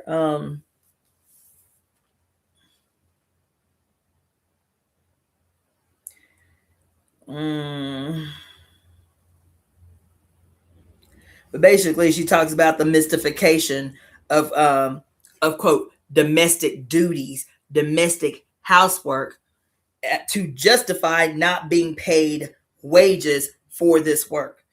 Anyway, I'll keep going. And let's see. Capitalism introduces. Okay. The witch hunt. Okay. The main thesis. Let's see. The reproduction of labor power. Thus, the book examined the reorganization of housework, family life, child raising, sexuality, male-female relations, and the relation between production and reproduction in the 16th and 17th century Europe. This analysis is reproduced in Caliban and the Witch. However, the scope of the present volume differs from that of El Grande Calibano, as it responds to a different social context and to our growing knowledge of women's history. Shortly after the publication of El Grande Calibano, I left the United States and took a teaching position in Nigeria, where I remained for nearly 3 years. Before leaving, I had buried my papers in a cellar, not expecting that I should need them for some time. But the circumstances of my stay in Nigeria did not allow me to forget this work. The years between 1984 and 1986 were a turning point for Nigeria, as for most African countries. These were the years when, in response to the debt crisis, the Nigerian government engaged in negotiations with the International Monetary Fund and the World Bank, which eventually resulted in the adoption of a structural adjustment program, the World Bank's universal recipe for economic recovery across the planet. The declared purpose of the program was to make Nigeria competitive on an international market, but it was soon apparent that this involved a new round of primitive accumulation and a rationalization of social reproduction aimed at destroying the last vestiges of communal property and community relations, and thereby impose more intense forms of labor exploitation. Thus, I saw unfolding under my eyes processes very similar to those that I had studied in preparation for El Grande Calibano. Among them were the attack on communal lands and a decisive intervention by the state, instigated by the World Bank, in the reproduction of the workforce to regulate procreation rates. Listen, where is my goddamn highlighter, child? Oh, god damn it. Oh my God. Ooh, here we go. To regulate procreation rates and, in this case, reduce the size of a population that was deemed too demanding and undisciplined from the viewpoint of its prospected insertion in the global economy. Along with these policies, aptly named the War Against Indiscipline, oh my God, the War Against Indiscipline, I also witnessed the fueling of a misogynist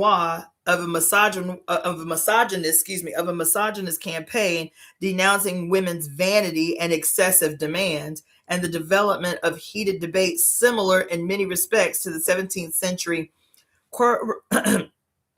querelles de femmes, touching on every aspect of reproduction of labor power, the family, polygamous versus monogamous, nuclear versus extended, child raising, women's work, male and female identity and relations. In this context, my work on the transition took a new meaning. In Nigeria, I realized that the struggle against structural adjustment is part of a long struggle against land privatization and the enclosure not only of communal lands, but also of those social relations that stretches back to the origin of capitalism in the 16th century Europe and America.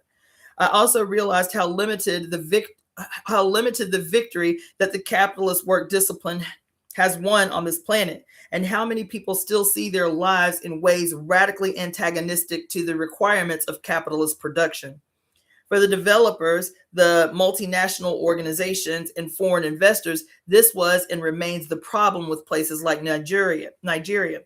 For me, it was a source of great strength, as it proved that worldwide formidable forces still contrast the imposition of a way of life conceived only in capitalist terms. The strength I gained was also due to my encounter with Women in Nigeria, or WIN, the country's first feminist organization, which enabled me to better understand the struggles that Nigerian women have been making to defend their resources and to refuse the new model of patriarchy imposed on them, now promoted by the World Bank. By the end of 1986, the debt crisis had reached the academic institutions, and no longer able to support myself, I left Nigeria, in body, if not in spirit. But the thought of the attacks launched on the Nigerian people never left me. Thus, the desire to restudy the quote transition to capitalism has been with me since my return. I'd read the Nigerian events through the prism of 16th century Europe. In the United States, it was the Nigerian proletariat that brought me back to the struggles over the commons and the capitalist disciplining of women in and out of Europe. Upon my return, I also began to teach in an interdisciplinary program for undergraduates where I confronted a different type of quote enclosure, the enclosure of knowledge. That is, the increasing loss among the new generations of the historical sense of our common past. Oh, this is why in Caliban and the Witch, I reconstruct the anti-feudal struggles of the Middle Ages and the struggles by which the European proletariat resisted the advent of capitalism. My goal in doing so is not only to make available to non-specialists the evidence on which my analysis relies, but to revive among younger generations the memory of a long history of resistance that today is in danger of being erased. I'll be goddamn. Woo! What did I start the whole first hour and a half of this live talking about? Here the fuck, this girl wrote this in 1986. And here we are having the same discussion all over again. And worse, because you have a whole generation of babies, of young women talking about the desire to be, quote, trad wives, traditional wives. Oh, Lord. Let's see. She said, my goal in doing, resistance is being erased. Saving this historical memory is crucial if we are to find an alternative to capitalism. For this possibility will depend on our capacity to hear the voices of those who have walked similar paths. Well, since Marx, studying the genesis of capitalism has been an allegory. Since Marx, studying the genesis of capitalism has been an obligatory step for activists and scholars convinced that the first task on humanity's agenda is the construction of an alternative to capitalist society. Boy, I'll tell you what.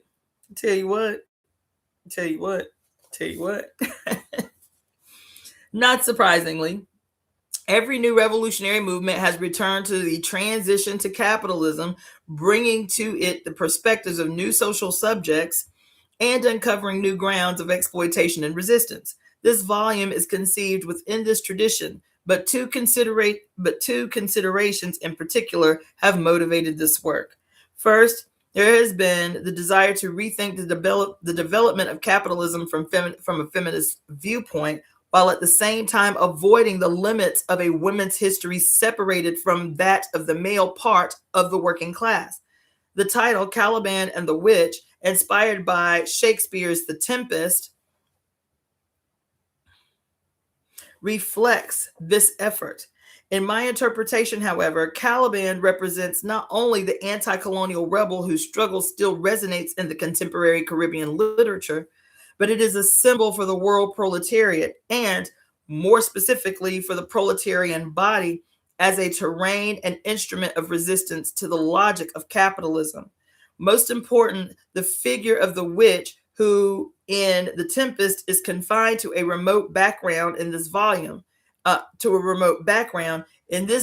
placed at the center stage as the embodiment of a world of female subjects that capitalism had to destroy: the heretic, the healer, the disobedient wife, the woman who dared to live alone, the obeah woman who poisoned the master's food and inspired the slaves to revolt. Somebody do me a favor, Aunt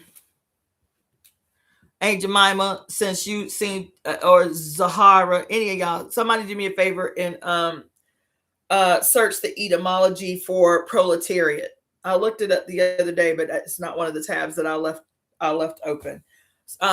Somebody search the word proletariat. It's spelled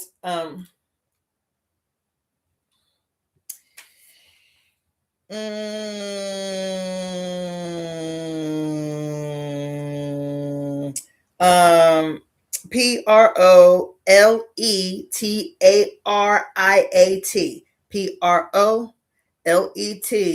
Proletariat. Proletariat. Somebody put that in the comment section for me.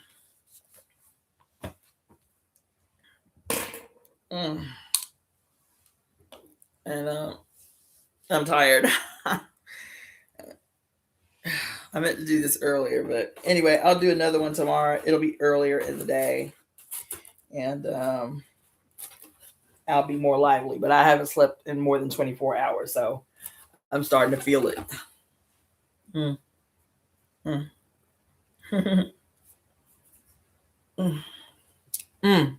Proletariat. The word proletariat comes from the Latin proletarius, which meant a citizen of the lowest social class whose only wealth or value to the state was his offspring. Well.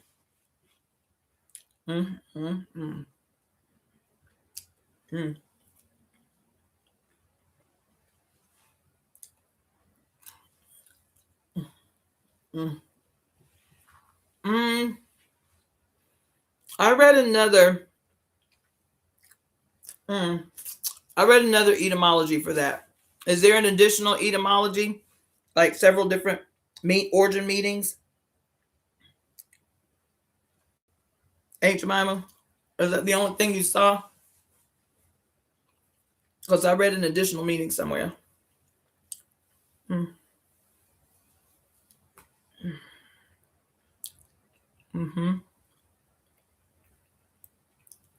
Anybody?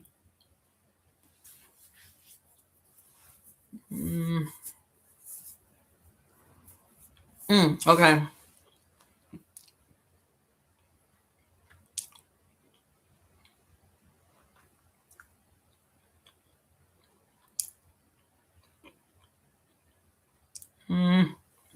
Give me the French one too. And also, okay, yeah. So it's the common Hebrew term for the working class. All right, cool. The French adopted the concept in the 1840s to describe modern industrial working class. Okay. Proles, the Latin-based word for offspring, children, or posterity.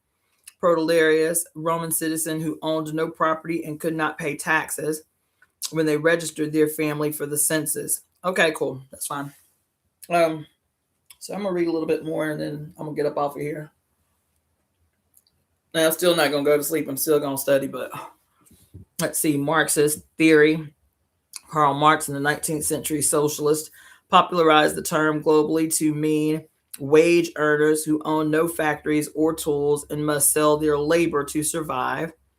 Proletarian, the phonetic transliteration used in political or academic context. Okay, that's great. Thank you guys so much. All right. The second motivation behind this volume has been the worldwide return with the new global expansion of capitalist relations of a set of phenomena usually associated with the genesis of capitalism. Among them are a new round of enclosures that have expropriated millions of agricultural producers from their land. Yes.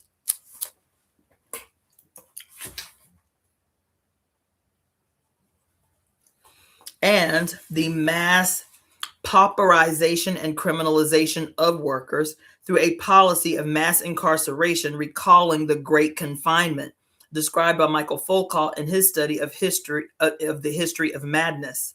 Oh my God. Man. We have also witnessed the worldwide development of new diasporic movements accompanied by the persecution of migrant workers, again reminiscent of the bloody laws that were introduced in the 16th and 17th century Europe to make, quote, vagabonds available for local exploitation.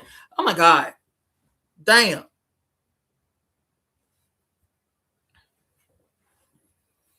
Most important for this book has been the intensification of violence against women, including in some countries, South Africa and Brazil, the returning of witch hunting. Why after 500 years of capital's rule at the beginning of the third millennia are workers on a mass scale still defined as paupers, witches, and outlaws? How are land expropriation and mass pauperization related to the continuing attack on women? And what do we learn about capitalist development, past and present, once we examine it through the vantage point of a feminist perspective?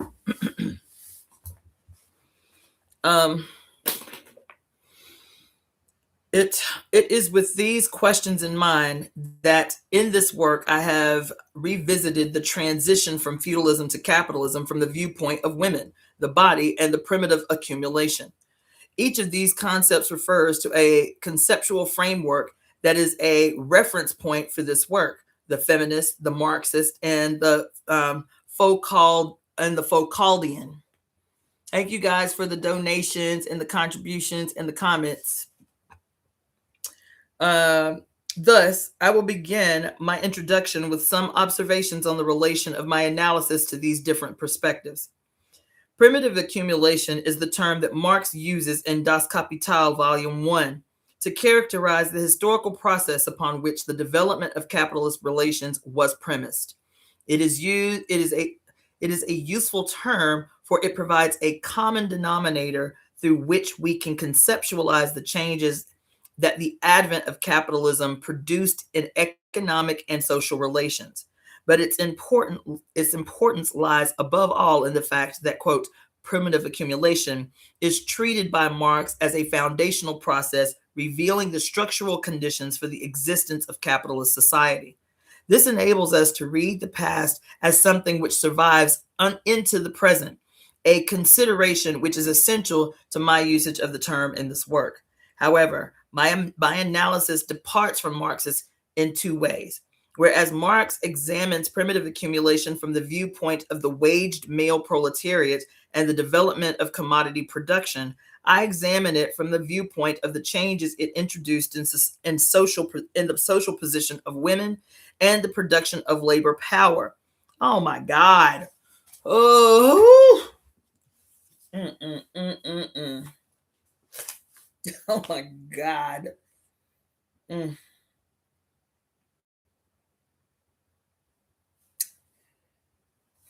Man, let me tell you something. What I was saying earlier about me spending a huge chunk of the day reading about ATRs, African traditional religions, and some of the insidious diabolatry that exists in it as the evidence of what I'm continuously talking about: the global orchestration of the subduing of women, and every male-led society is participating. It is. And I have a sneaking suspicion that this is why we know or are exposed to so little African traditional religions. Everybody in the United States grows up at some juncture hearing about Hinduism or hearing about Buddhism or whatever. Like, it's just second nature that these are the things that you can, quote, default into if you, if you no longer want to be a Christian or whatever, right? Like, we hear about those. We hear about Islam in America, but it's rare until, as of like the early 2000s. And even now, it's still rare for you to hear about Ifa or any of these more than 150 different African traditional religions that exist on the continent right now today, right? There's a reason. Because Africa is old. And so the secrets hidden within these traditions are old. And once you can accept that everything has been inverted, everything is an inversion of itself from its natural self, from its natural state. I've been sitting up in here today subdued.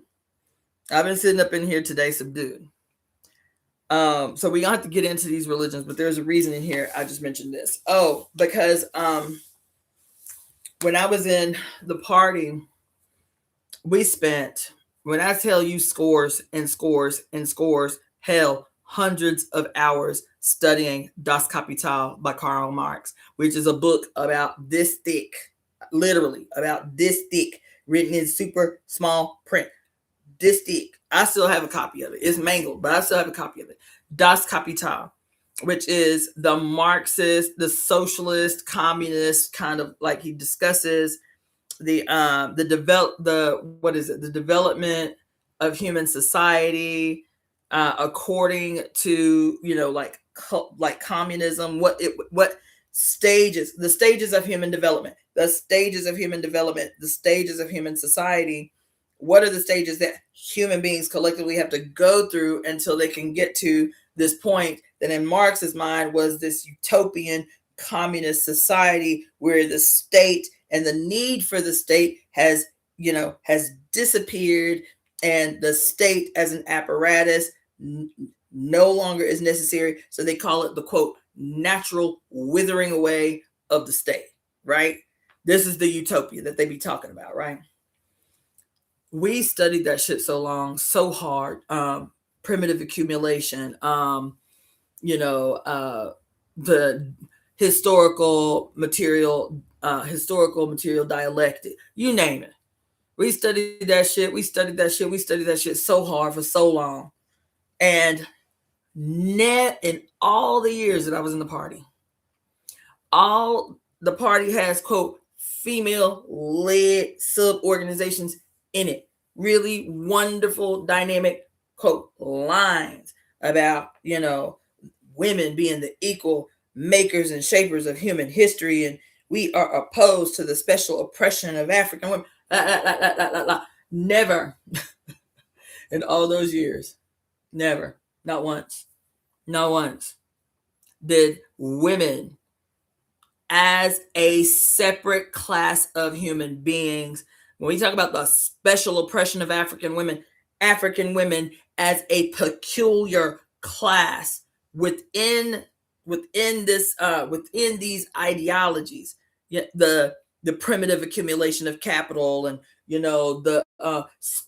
what role does the special oppression of African women play in, quote, what Marx recognized as what did he say? The primitive accumulation of capital, aka the hunting of black skins for enslavement and the genocide and theft of lands in the Western Hemisphere, representing the original sin of capitalism that is not unlike that which is mentioned in the Bible. That's what he said. He equates the original sin that, quote, damned humankind for forever. He equates the primitive accumulation of capital, which was what? The murder and the enslavement of millions of African people to haul them across the water to work for free for hundreds of years, and the necessary massacre of indigenous people and purging them from the land that they intended to implant these Africans on this new land. Simultaneous settler and domestic colonialism. Simultaneous settler and domestic colonialism. And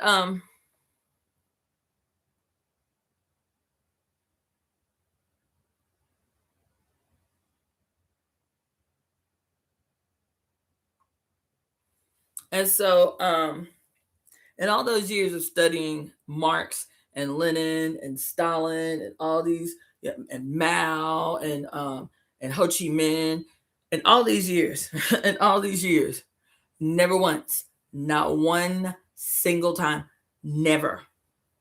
I was in the party for 14 years. Never was there a mention of the peculiar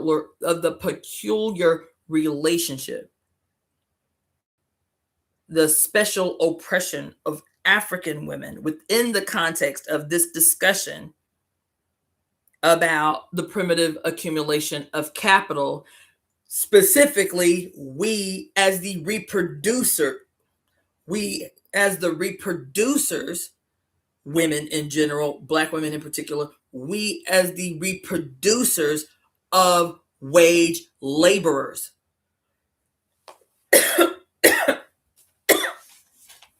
So this paragraph is blowing my mind because I was like, damn, that was really easy to say.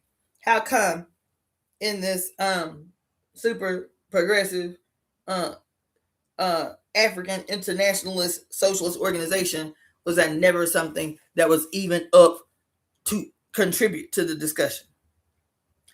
She says, thus, my description of primitive accumulation includes a set of historical phenomena that are absent in Marx, and yet have been extremely important for capitalist accumulation. They include 1, the development of a new sexual division of labor subjugating women's labor and women's reproductive function to the reproduction of the workforce. God damn, it's like easy. How did that never get mentioned? And 2, the construction of a new patriarchal order based upon the exclusion of women from waged work and their subordination to men. 3, the mechanization of the proletarian body and its transformation in the case of women into a machine for the production of new workers.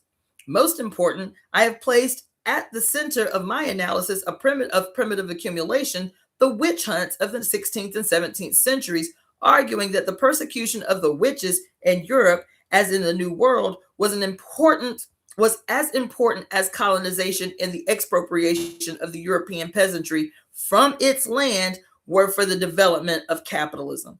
My analysis also departs from Marx's in its evaluation of the legacy and function of primitive accumulation.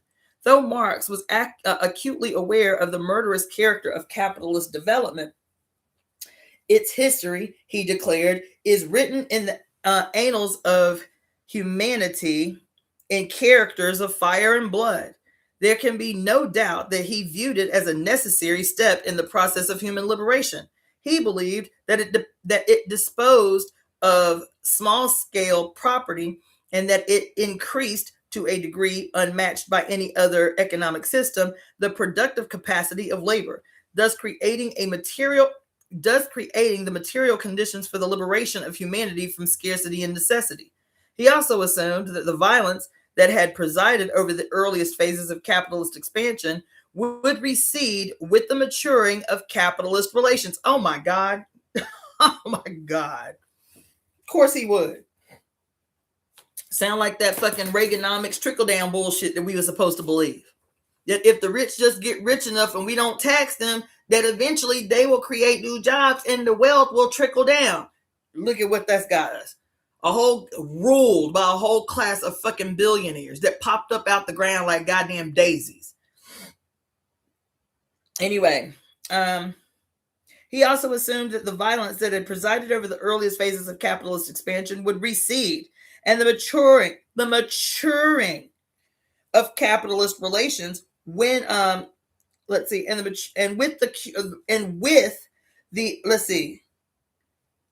capitalist expansion would recede with the maturing of capitalist relations when the exploitation and disciplining of labor would be accomplished mostly through the workings of economic laws. Marx, 1909, volume 1. In this, he was deeply mistaken. A return of the most violent aspects of primitive accumulation has accompanied every single phase of capitalist globalization, including the present one, demonstrating that continuous expulsion of farmers from the land, war and plunder on a world scale, and the degradation of women are necessary conditions for the existence of capitalism in all times. I should add that Marx can never have presumed that capitalism paves the way to human liberation. I should add that Marx can never have presumed that capitalism paves the way to human liberation had he looked at its history from the viewpoint of women. Can you come on in the room? Can you just come on in the room? Men can't lead. That's what she's saying. That's what she's saying. In a very eloquent and complicated way, that's what she's saying. Marx was a piece of shit. That's what she's saying. Socialism cannot work. That's what she's saying. Not under their leadership. Because in his theory, in his theory of the stages of human development, he says capitalism is an inevitability that we just must suffer through until the proletariat, the working class, becomes conscious of its own class interests. That we have to be oppressed enough to become a conscious proletariat, a working class that has a singular conscious, singular class consciousness that can stage a worldwide socialist revolution that then will allow us to become, quote, the workers in arms, the workers that now possess ownership of the means of production. And then once we, still maintaining the violent apparatus of the state, once we, the workers in arms, maintaining a hegemony over the violent apparatus of the state so that we can, quote, suppress the former bourgeoisie, you feel me? Because they ain't just gonna let their shit go easily.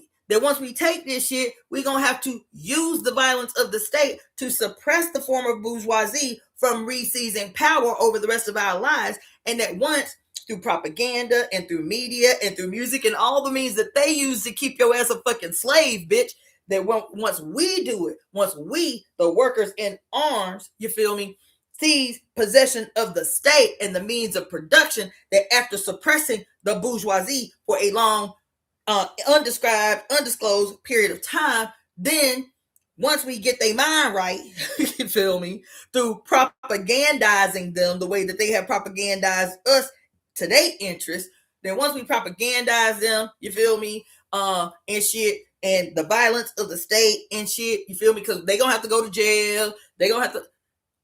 That's why some of these socialists out here who be talking about abolish the jails, abolish the prisons, and all of this shit. Y'all don't be studying y'all socialism, because y'all can't be claiming to be socialist on one side and to be, quote, abolitionist on the other side, when socialists are not opposed to prisons and jails and courts and this and that and this and that, because they recognize that we are held captive by the most violent state that has ever existed on the whole of the globe.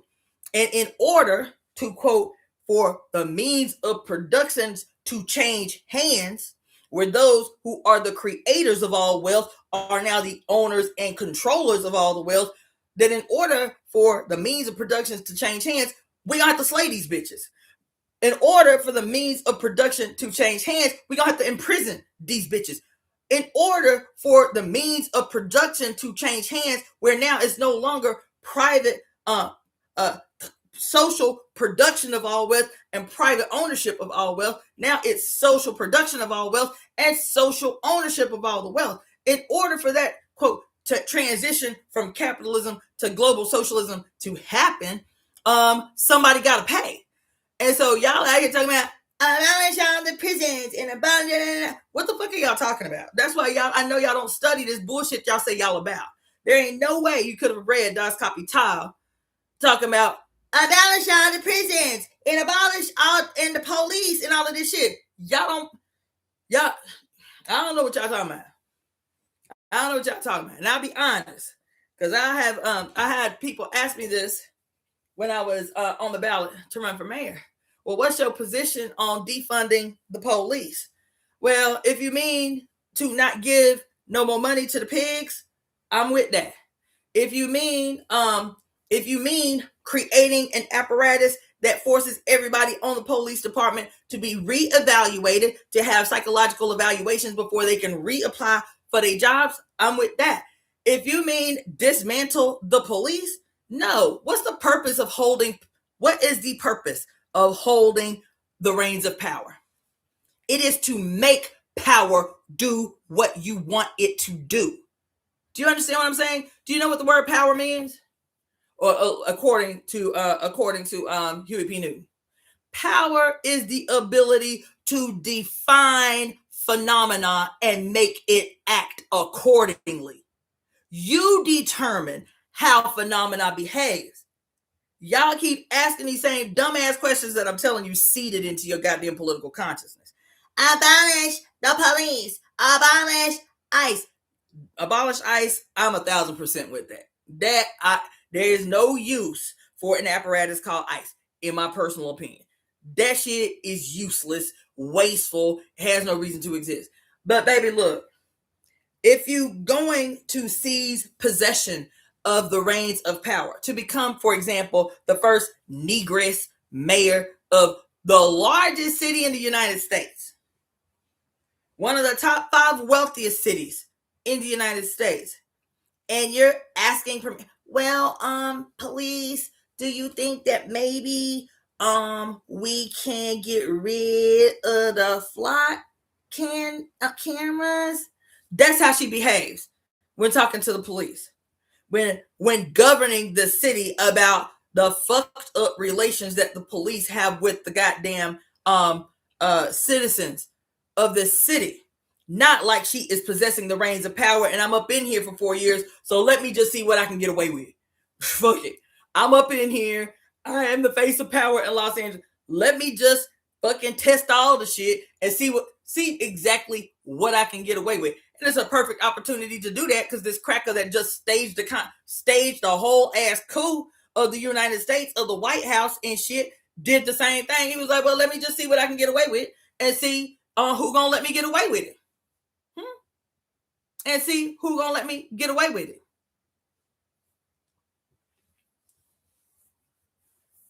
Yeah. Power is the ability to define phenomenon, to look at everything. That's where dialectics comes in. That's where dialectics comes in. To identify a thing, to identify a time, to identify a period, not just in and of itself, the way it presents in that moment in time, but every single thing that contributed to how it presented in that moment. And to change it, to define, to identify, define phenomena and make it act accordingly. But you can't make phenomena act accordingly if you don't know what it is you actually looking at. You think it's just an issue of, some rotten apples in the school system. You can't define phenomena, so you can't make it act accordingly. You ain't got no power because you don't even take the time to adequately define phenomena. And unless you're looking at history like the web I demonstrated to you earlier, you will never be able to define phenomena. And so there's a motherfucking guarantee you will never be able to make it act accordingly. Anyway, this girl got me on one right now because I feel robbed. 14 years in a veteran revolutionary organization, not realizing it was still an institution, led by patriarchy, fronting as progressive, working the women to the goddamn bones, working black women into looking old prematurely under the auspice of, see, we have all of these women in positions of leadership. Nope, they're still just the burden bearers of the goddamn movement. That's it. They're still just the burden bearers. Save face by, quote, putting the bitch in a position of power with inadequate resources to conduct the mission. To ask me how I know. Just make it work, bitch. Just figure it out. You understand? Somebody said it was my birthday early. I don't know where y'all getting that from. It's not my birthday. I don't know where y'all getting that from because somebody called my phone this week too and was like, happy birthday. I was like, it's not my birthday. My birthday ain't for another, 4 weeks. It's not my birthday. I don't know if they got it wrong on Facebook or something. But somebody mentioned it early. I meant to say, yeah, it's not my birthday. Thank you, boo, but it's not my birthday. Just FYI. My birthday is September 14th. I don't know how many times I got to tell you. September 14th. Because me and that ugly ass Popey, y'all share a birthday. I share a birthday with a lot of people. It's weird. I share a birthday, my exact birthday, September 14th, with a lot of people. That's weird to me. Anyway.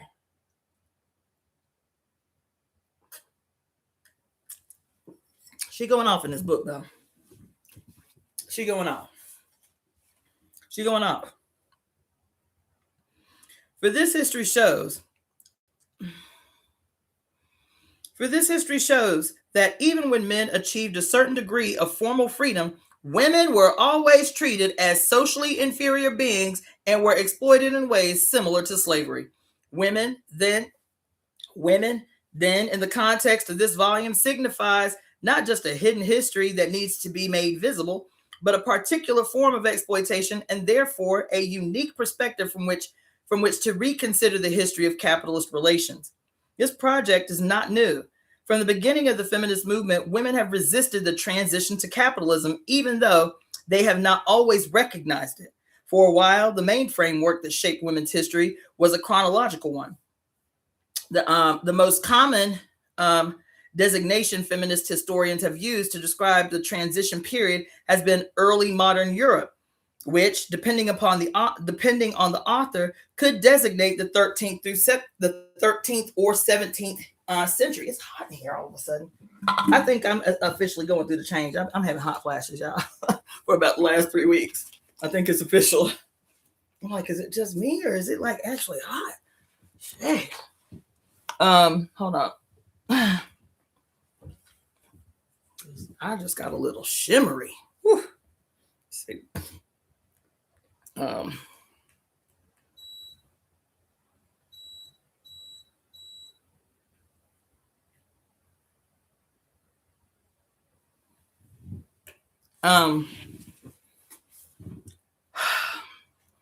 In the 1980s, however, a number of works appeared that took a more critical approach. Among them were Joan Kelly's essays on the Renaissance and the Querelles des Femmes, Carolyn Merchant's The Death of Nature in 1980, Leopoldina Fortunati's Le Arcana de la Reproduzione, Riproduzione, 1981, and Mary Wisner's Working Women in Renaissance Germany, 1986, Maria Mai's Patriarchy and Accumulation on a World Scale, 1986.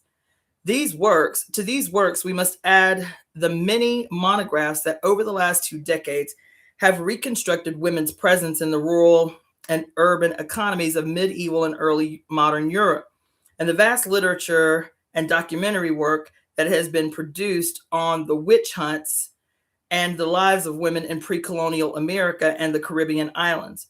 Among the latter, I want to remember in particular Irene Silverblatt's The Moon, the Sun, and the Witches, 1987, the first account on the witch hunt in colonial Peru, and Hilary Beckel's Natural Rebels, A Social History of Barbados in 1995, which, together with Barbara Bush's Slave Women in Caribbean Society from 1650 to 1838, which was released in 1990, is one of the major texts on the history of enslaved women in the Caribbean plantations.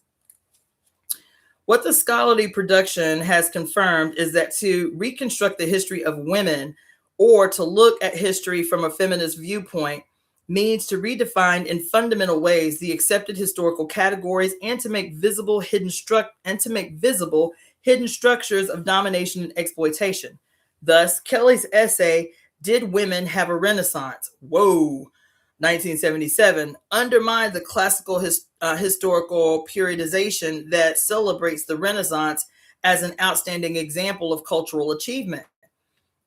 Whoa. Carolyn Merchant's The Death of Nature in 1980 challenged the belief in socially progressive character of the scientific revolution, arguing that the advent of scientific rationalism produced a cultural shift from an organic to a mechanical paradigm that legitimized the exploitation of women and nature.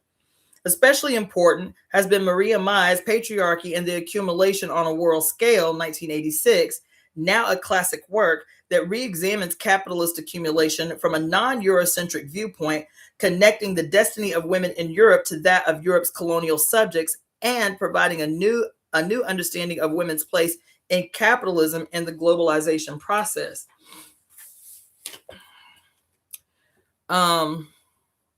Caliban and the Witch builds upon these works as on the studies contained within Il Grande Calibano, a work I discuss in the preface. However, its historical scope is broader, as the book connects the development of capitalism on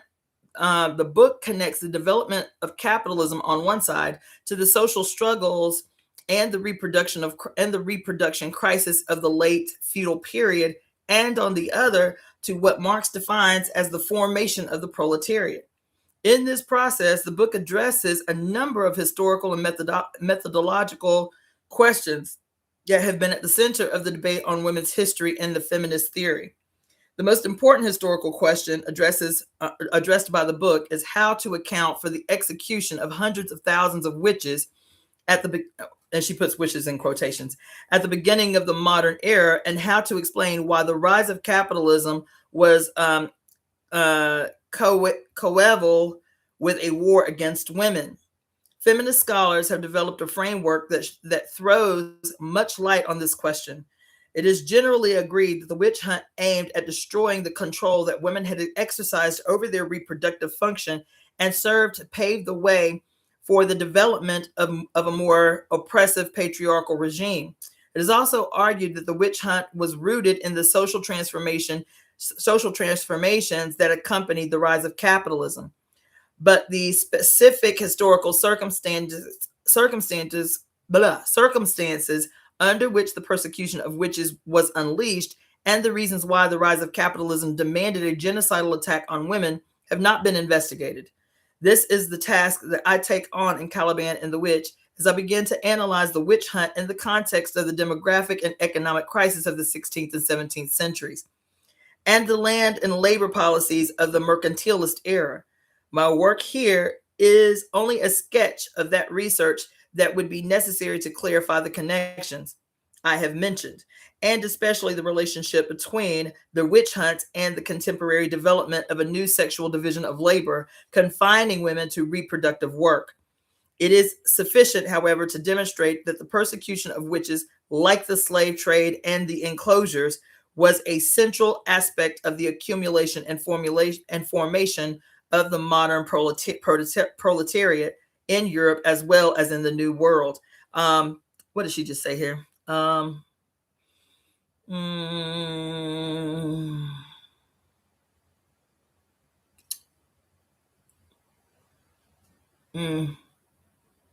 just keep on.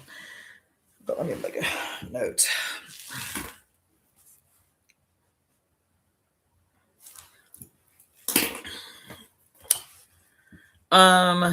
There are other ways in which Caliban and the Witch speaks to women's history and feminist theory.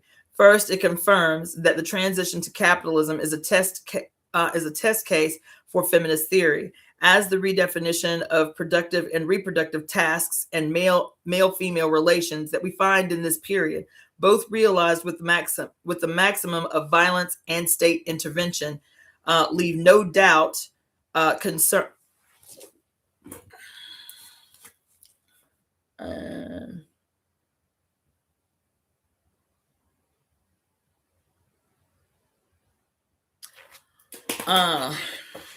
Let's see.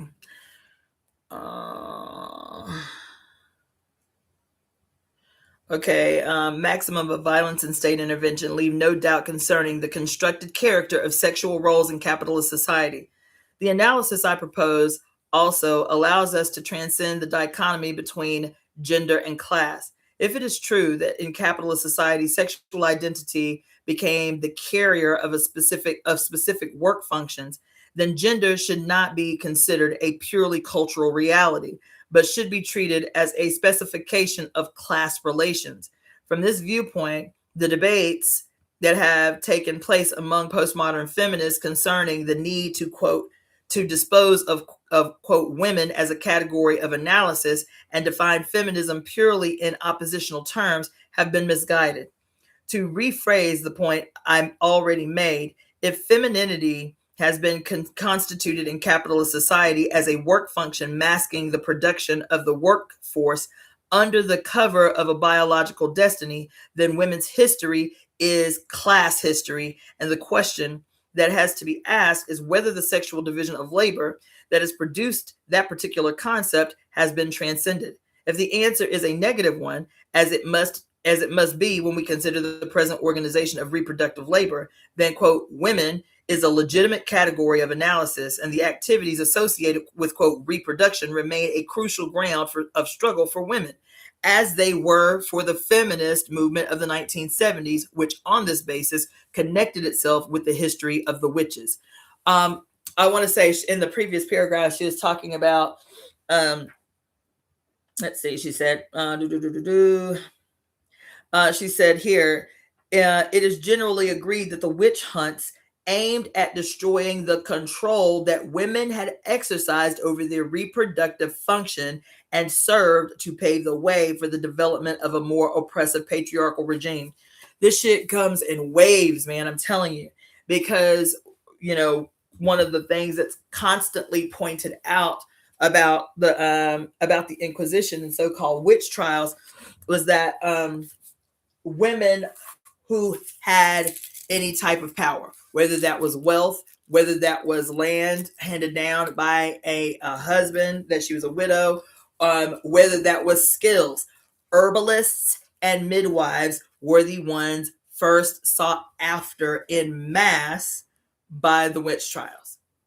So here it is again, that moment where females appear to be seizing possession and ownership, sole control over their right to reproduce, on how they reproduce, on the terms with which they reproduce.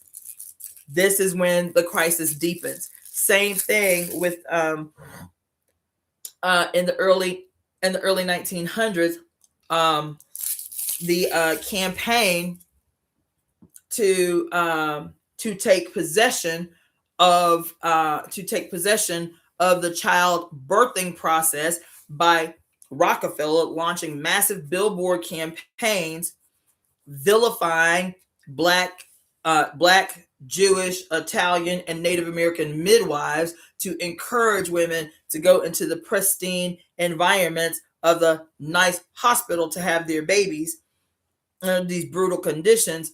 And then in the 1970s again, to take power from the black midwives that the majority black midwives that still existed in mother-daughter relationships throughout the South by, quote, professionalizing the trade of midwifery to make it inaccessible to black women.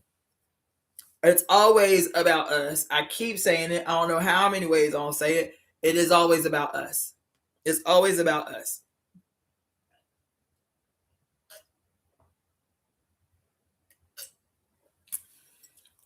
What time is that? All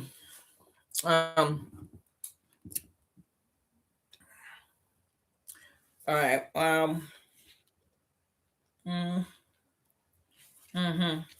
think I'm gonna stop there. Yeah, I think I'm gonna stop there. Because I did an hour and a half rant at the beginning, because I didn't get too terribly far in here, I think I might just what I'll do is tomorrow, just go ahead and do a reread from the beginning. Just, hey, how you doing? Contact information, how to make a donation, and start to read. And I'm gonna do 2 lives tomorrow. One that's me talking to y'all because there's a lot I want to talk to you about, and then one that's just going to be a straight read, uninterrupted, with no dialogue. That's how I think I'm gonna do that.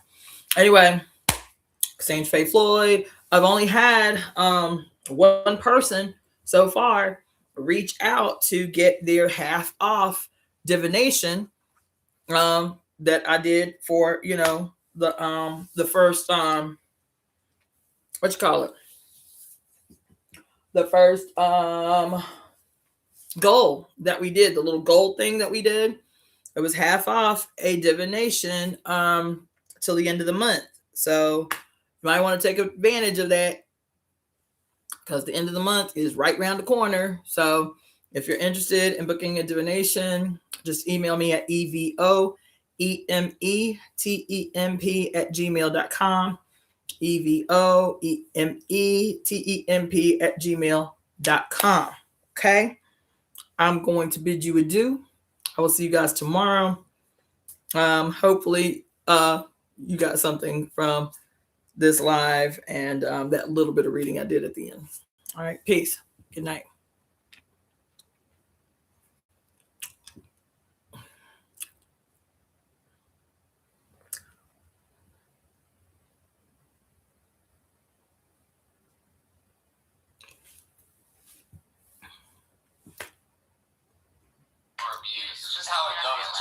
you're entertaining us. Oh we my cover God. the sex trafficking capital of the world.